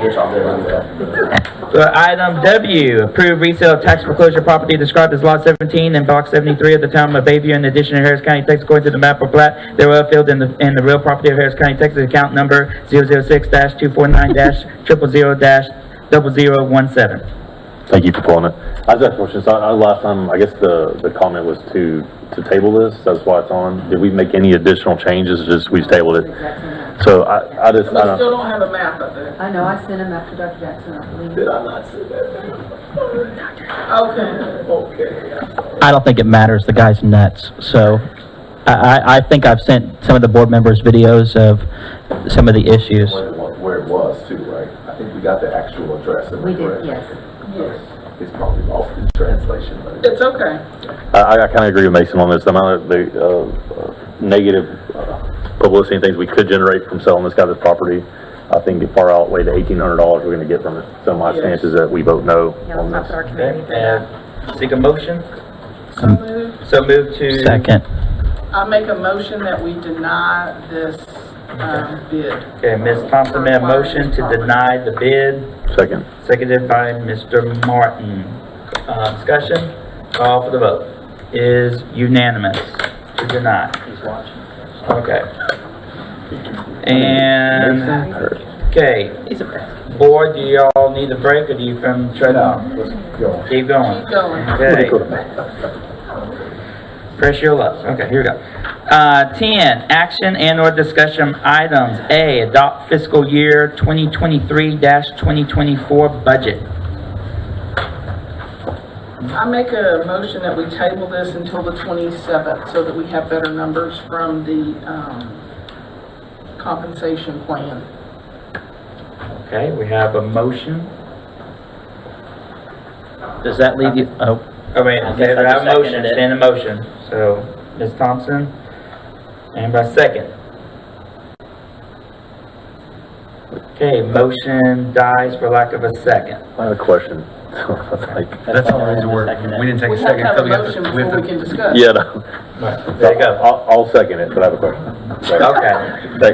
Okay. Because we've approved the compensation plan, we voted for that, right? So the Right. teachers know what their baseline compensation, here's what we're not gonna go lower than this. Amendments to it. So the budget itself can wait for 2 weeks, right? Like, so I agree with We you. have a June 30th deadline. Yeah, Okay. so, wait a minute. So you have to adopt your budget by the 30th. Yes. Yes. You might want to consider tonight adopting the budget as is, as you adopted the compensation plan as is, and then if you make changes to the compensation plan, amend the budget. Then you don't run into a problem of not Right. having an adopted budget. so does that mean we need to adopt it with that 2% raise that's built in and then we discuss that later? Well, you could discuss that. We're not gonna The go raise is into an that, issue you correct? could discuss right now if you wanted to, because that's a pretty comprehensive issue. Yeah. Or you could wait and amend later, but I really recommend Getting the raise in. adopting the budget tonight just to get it to the budget adopted. Okay, but with the, We need to figure out the There's raise. only If two you options. decide- If you My decide that the second on 2% is this. something that's not, We're what way- we want or if we're it's way off. different. called off the first. Say it again? If you decide, after we give you more information, if you decide that the 2% is something that y'all want to continue to talk about, that's an easy amendment. I mean, I can, that's not a hard thing to do. We can either increase or decrease it depending on what you want, and that will be in your August. When we meet back in August, that'll be the part of the budget amendment that y'all would have a conversation about. So we could adopt the budget and leave the issue of the raise for the 27th? You know what I'm saying? Right, y'all, we can have, that could be a part of the compensation. Yes, But Chris, you discussion. think we should, I think you can do it either way. I think it's a really smart idea to adopt the budget tonight, at least get the budget as currently proposed, and then make, amendments based on the changes to the compensation plan. Are we all in As part of the agreement raising the that at least 2% is what we're considering? No, No. okay. So what we could do is That would change it. someone could make a motion to adopt the budget with, subject to a possible amendment with regards to a general pay raise. Right? And any subsequent. Well, the motion You is, can say that, you don't have to adopt the budget, I mean, you can amend it later on whether you say that tonight or not. Okay. so just, we adopt the Just budget. adopt the Make the budget, motion to right. adopt the budget as is. I'll make a motion to adopt the budget as is. Okay. I second. Mr. Martin made a motion to adopt the budget as is, seconded by Mr. Hanks. Discussion? so as is, does that include the 2% raise? Because isn't that what we were presented? As is, yeah. Yeah, it is. So would it be more difficult to go back and change that later if we decide to do a 3%, whatever? I think when he says more difficult, would it be your nightmare to pull a 2% raise for Down to a anyone if 1. we lowered it? Or lowered, yeah. That was what I was trying to say, yes. And/or if we turned it into a stipend instead of a salary. Because if there's teachers watching, I don't want them to go and think we're gonna get 2% raise and we'll help, they may get more. So I think that gives, I don't know what's stopping us from voting on how we proceed with the raise now, and then we can go back later and see all these amendments to the compensation agreement, what that would do. Because either way, they're getting a raise, and whatever we decide to, I don't think any major numbers are gonna come that are gonna sway our opinion into next meeting.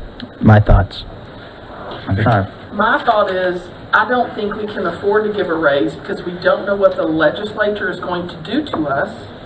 And we may adopt a 2% increase this evening, and the legislature may come back when they do their special session in September and say you have to give every teacher a $5,000 raise. Okay, then what are we going to do? I think we would be prudent to do a stipend of some sort, because that doesn't compound on year after year after year. I think that's a more prudent thing to do with our money when we're looking at a $8 million Which we could- deficit budget, and the people still get, I would rather give them 3% in the stipend than give them 2% that plays out in perpetuity. So theoretically, we could give a 3% stipend, which would not affect us in previous years. It would still reward longevity, because you would think that someone who's been here longer is making more money. Right. Well, that 3% is now going to give them more money, and we're not on the hook for it next year. Well, does that stipend go towards TRS? That's not. Why not? It's the way that the law is, TRS is, how they calculate what base pay. None of these stipends go towards TRS. The ones we got last year didn't go towards TRS? No, did not. It's also a great problem for you guys to say that the base pay is hypothetically 60, we do a 3% on a stipend. The next year, we're going to do a 2% raise. They're going to lose that 3% stipend, and that they're going down in pay by doing a 2%. Does that make sense? Like their total comp is going down, and it's going to cause more problems than what the good you guys are trying to save a little bit of money on. I totally understand, like, the finance is not sustainable, but like, it's gonna, like, you're paying out bonuses. When people get a bonus one time, they expect that to get, that's just the way it is. So if we do a stipend, you're gonna have to at least keep that level of what we do this year and build upon it again for next year. And that percentage will be much higher than what we're talking about doing at 2%. But you're not gonna wanna do that if it's not gonna add on TRS, because you're older people that wanna. That's what I'm saying, like, that's why I'm not for the stipend, because I think, again, you're gonna want that on your total comp with TRS. Absent of all the different changes we've been looking at as far as the compensation plan, just take that out for right now to run numbers. Do you feel confident, I know we're on a conservative budget here, with 2% that we could sustain that? Going Putting forward? this in, and because that's locked in for future budgets, that we could do 2%, just 2%. I mean, it's a hard question to answer. I mean, quite honestly, because I can't predict the future. Right. I do know that is, our surrounding districts are going to be doing something similar to that. Yeah. And so if they are not doing retention stipends, they're getting rid of the stipend situation, they're only going with base salary Base pays. salary. The issue that we're dealing with tonight and have been dealing with for a while is the same issue everybody's going through. And some of them are going out for TREs. Even further, because Stacey You know, talked a lot about it, David. You know, if we did the 2%, we could make it another year or two with where we're going, but we really cannot project out. Right. And if we don't have a Vader, then I would not feel confident to say yes. And is this 2% of the midpoint or 2% of the average? That's a conversation that we need you to tell us. Yeah. I mean, last couple of years, we've been doing average salary. Right. Salary, 2% of their salary. Correct. So I like that, I prefer that, in my opinion. Is that what's included in the budget? That is what's included. Yeah. Yes, I like that too. And board, my recommendation, I think approving it with the 2%, that's my recommendation, so.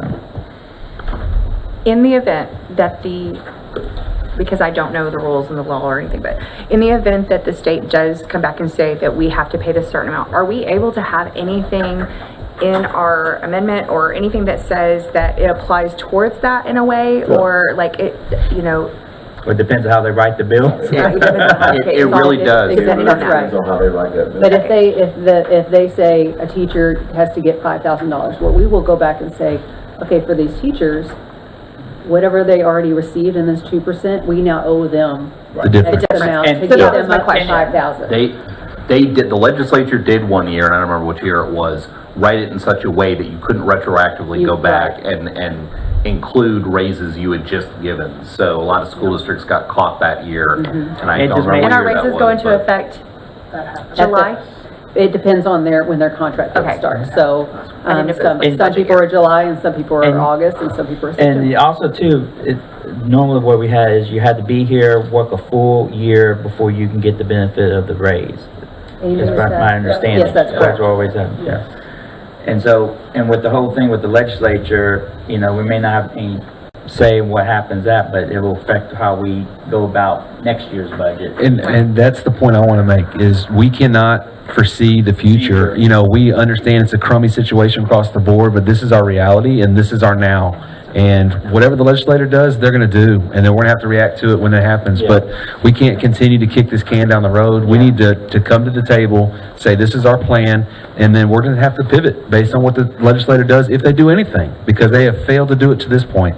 So I just want to, well, you already have a motion. Yeah, we have. I second your motion. Right, so we have a standing motion and seconded. Any further discussion on approving the budget as is with the 2% raise? Or if not, call for the vote.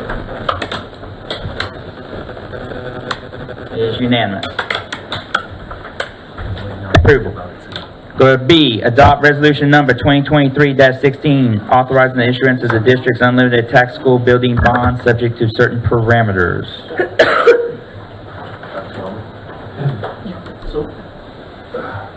This just allows us to start to initiate the bond sale component. Okay, board, do you have any questions for Dr. Bromley? Okay, thank you, Dr. Bromley. I'll make a motion to adopt resolution number 2023-16, authorizing issuance of district's unlimited tax school building bonds, subject to certain parameters. Okay, Mr. Martin made a motion, seconded by Mr. Shoppy. Discussion, board? Not, call for the vote. Is unanimous approval. Okay, we'll go to item C, delegate contractual authority to obligate the school district under Texas Education Code, TEC 11.1511C4 to the superintendent solely for the purpose of obligating the district under TEC Section 48.257 and TEC Chapter 49, Subchapters A and D, and the rules adopted by the Commissioner of Education as authorized under TEC 49.006. This includes approval of the agreement for the purchase of attendance credit or the agreement for the purchase of attendance credit netting Chapter 48 funding. Lord, we do this each year. This is something that is pretty standard. I make a motion that we approve. And I will second. Ms. Thompson made a motion to approve, seconded by Mr. Haynes. No, please. Okay, and, discussion, board? If not, call for the vote. Okay, it's approved unanimously. Item D, consider the Porte ISD Distinguished Alumni / Citizen nomination. Seek a motion for approval. I make a second. Made a motion, motion made by Mr. Shoppy, seconded by Mr. Perez. Discussion, board? If not, call for the vote. It is unanimous. Okay. We go to item 11, elections of board officers and the reorganization of the board for the 2023-2024 fiscal year. Superintendent Dr. Walter Jackson will act as President Pro Tem for the election of board officers for the 2023-2024 year, and I have something to say. Yes. At this time, the board will now reorganize by electing a president, vice president, and secretary. In order to conduct the election, Superintendent Dr. Walter Jackson will serve as President Pro Tem as posted on the agenda to serve during the reorganization of the board and election of officers. Dr. Jackson, as President Pro Tem, I now pass the meeting to you to oversee the reorganization of the board and conduct the election of board president. Board members, as President Pro Tem, it's my responsibility to oversee the reorganization of the board and conduct the election of the board president. At this time, I ask the board for consent to use the roll call election method. In the method, the board will be called upon, one at a time, to announce the nominee of their choice. If there is more than one nominee for an office, and a majority of votes are not cast for any one candidate, voting will continue until one nominee receives a majority. If there is only one nominee for a position, that person is declared an elected, and I will not call for a vote. All in favor of utilizing the roll call election method, please raise your hand. Yeah. All right. We will begin with the position of board president. Board members, nominations are now in order for the office of president, and I'll call upon each board member for your nomination if you have one. Mr. Perez. I don't have one. Ms. Crutcher. I don't have one. Mr. Shoppy. I have one. I'm gonna say Jeff Martin. Jeff Martin says Danny Hanks. Oh. What's your last name? Golly! Seat's not even cold. Wow, you threw me off, Jeff, when you started talking. Mr. Yonda. What I do. My friend, Mr. Yonda. I have no selection. Mr. Martin? I appreciate Russell. I think Danny would be a exceptional choice as our board president. You said, did you just say? Exceptional. He 100% did. And Plus, I don't want to give a speech, and so. I will say Jeff. I forgot. Ms. Thompson. Deanie Hanks. So we have two. Mr. Hanks is nominated for the office of president. Are there any other, Mr. Hanks and Mr. Martin is nominated for the office of president. Mr. Martin could Are there himself off. any other nominations for the office of president? Okay, so we have two, and we're gonna have to get a Chicken fight. majority vote on that, am I correct, Can I Chris? take my name off? Okay, so let's just start. Can we talk for a second? Can y'all talk for a second? Yeah. Oh, no, he wants me to be his vice president. I agree. Go for it.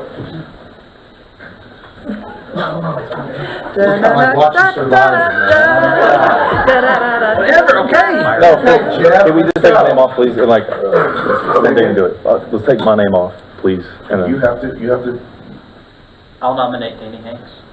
Can you do that? well, I'm gonna respect. Well, I'll take my nominee back from Jeff. I appreciate, yeah, let's do He can that. withdraw himself from. Okay, you want to run, I just wanna make sure I was in Robert's rules, okay? You guys hear too much from me already, so. So, congratulations, Mr. Hanks, you've been declared elected for the office of president. I will now pass the meeting on to you to conduct the remainder of the organization, the reorganization and election of board officers. Right Call now, being thrown to the wolves. right this moment. Yeah, I've never seen David move so fast. Yeah. Get out of his chair. He's already forgotten about me. No, I haven't. Because he was so yeah, so now we'll do the same thing for our office of vice president. I don't want to make the new board president job any difficult, but it was really just my seat that really was term limited as far as our board operating procedures. So with the will of the board, I'd like to kind of mend our process here to nominate and continue with Russell Shoppy as vice president and Jeff Martin as secretary. But since they're not term limited from their office positions, so. You need to continue, you're doing a roll call method, you need to continue. Continue the roll call? Okay. Okay, then, so we will go to vice president. Is this on? Okay, the vice president. You have a, Russell Shoppy for vice president. okay? Mr. Shoppy? Mr. Martin? Well, yeah, I'd rather do that than secretary, because I don't like taking notes. On regular, I don't care, like, I don't care, it's late. Mr. Yonda? It don't matter to me, so whichever they Y'all work it out. y'all can work it out. Ms. Deanne? Whichever one wants to serve. I'm Yeah. good with it. Okay, so we'll go back. Great. Melissa. Russell. Russell's vice president? Russell. Just say your name. Oh, Russell. No, that's fine, yeah, Russell's fine. That's a majority there, so. There you go. Okay, so Mr. Shoppy will remain the vice president. So we'll start nominations for secretary. Jeffrey Martin, secretary. Jeffrey. Okay. Look at Jeff. Jeff Martin? Give my microphone. Dan. Wait, how am I getting thrown into this? We're ready to go home, Mr. Martin? Whatever y'all want to, I think they try to save you a little bit. yeah, I don't know either way. No, I have no comment. Ms. Yonda? Jeff. Jeff. All right, so we do have a majority, correct? All right, there we go. So Jeff secretary, so we're all done. That was actually nominations, you now have to vote. Oh, now we have to vote. you didn't have to, well, you're doing it this way anyway. You didn't have to go person by person for nominations. You usually just ask for nominations. Okay. But that's okay. But now you have to, Now we have to officially vote. Okay, here we go for vice president. Oh, for secretary. okay, for secretary. Secretary? Jeff Martin? What am I doing? You're voting on secretary before it was nominated. We nominated another. Because there's two. Jeffrey Martin, secretary. They turned my mic. Jeff Martin. Okay. Jeff Martin. Jeff Martin. Jeff Okay, so you Martin. I feel really bad. I'm sorry, Candace, you have to read my chicken scratch notes. Jeff Their fault. It's teeny tiny. Okay, so Jeff Martin is secretary. Let me make him type. Correct? All righty. Good job, everybody. Great job. What else do we have left? You got the action on closed session. Okay, we'll move to number 12, action on closed sessions. We don't have anything to... No. So we'll go to closing comments of the Board of Trustees, Superintendents, attendance at recent district and community events, announcement of upcoming district and community events, and outstanding performance by district staff and students. Who would like to go? Sorry for all my questions. I don't have any other comment. No apologies. That was my comment. Anybody else? I would like to congratulate Principal Guerra Rizzuto. Welcome her to the district, or welcome back to the district. And also, I've worked a lot of projects with Kimberly Culver, so we certainly wish her the very best. She's probably so happy she doesn't have to deal with me in the chamber on a daily basis anymore, but we thank her for all the hard work and all you guys have done, and thank everybody for bearing with us tonight. I know it's a really long meeting, but very important, so. I don't never say anything, Mr. President, but if I may. Yes, okay. We have a new baby in the family. We do. And we want to congratulate Jeff Martin and baby Jacob. Is it Jacob? It is. Baby Jacob. And so, come on, Jeff. Come on. Oh, wow. Come sit right here, Jeff.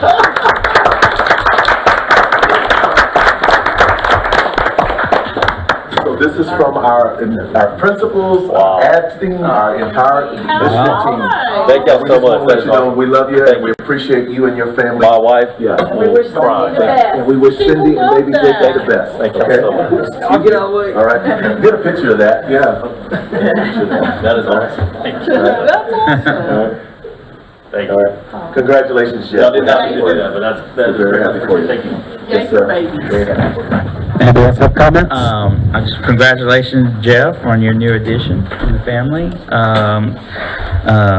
Thank you, board, for letting me serve as board president for the last 3 years or 2.5, whatever that comes out. And I hope I served y'all well, and I appreciate it. And congratulations, Danny, and Russell, and Jeff, and on y'all's election on the board officers, and if you know any bites or whatever on the position, my room's open. So anyway, well, thank y'all. Ms. Thompson? Nope. Melissa? Thank you, David, for your service as president and for your guidance in the past couple of years, and just really greatly appreciated. Thank you. Absolutely. Just repeat what everybody else said. I know it's been a long night, but it's been a great year, and I know everybody kind of is going to get into their summer vacation, a much-deserved vacation for most of you. I know others are going to have to continue to work, but it was a great year, I think, as a board. We accomplished a lot of great things, and I'm excited about what next year is going to bring. So look forward to that, and that's it. I want to publicly thank David Yelner for his leadership as the board president for the last 2.5 years. Yes. Phenomenal leader, well-read, he knew that agenda backwards and forwards, and I just want to say you have done a stellar job, and I applaud you and I thank you for that. No pressure, baby. So we will close this meeting at 10:12.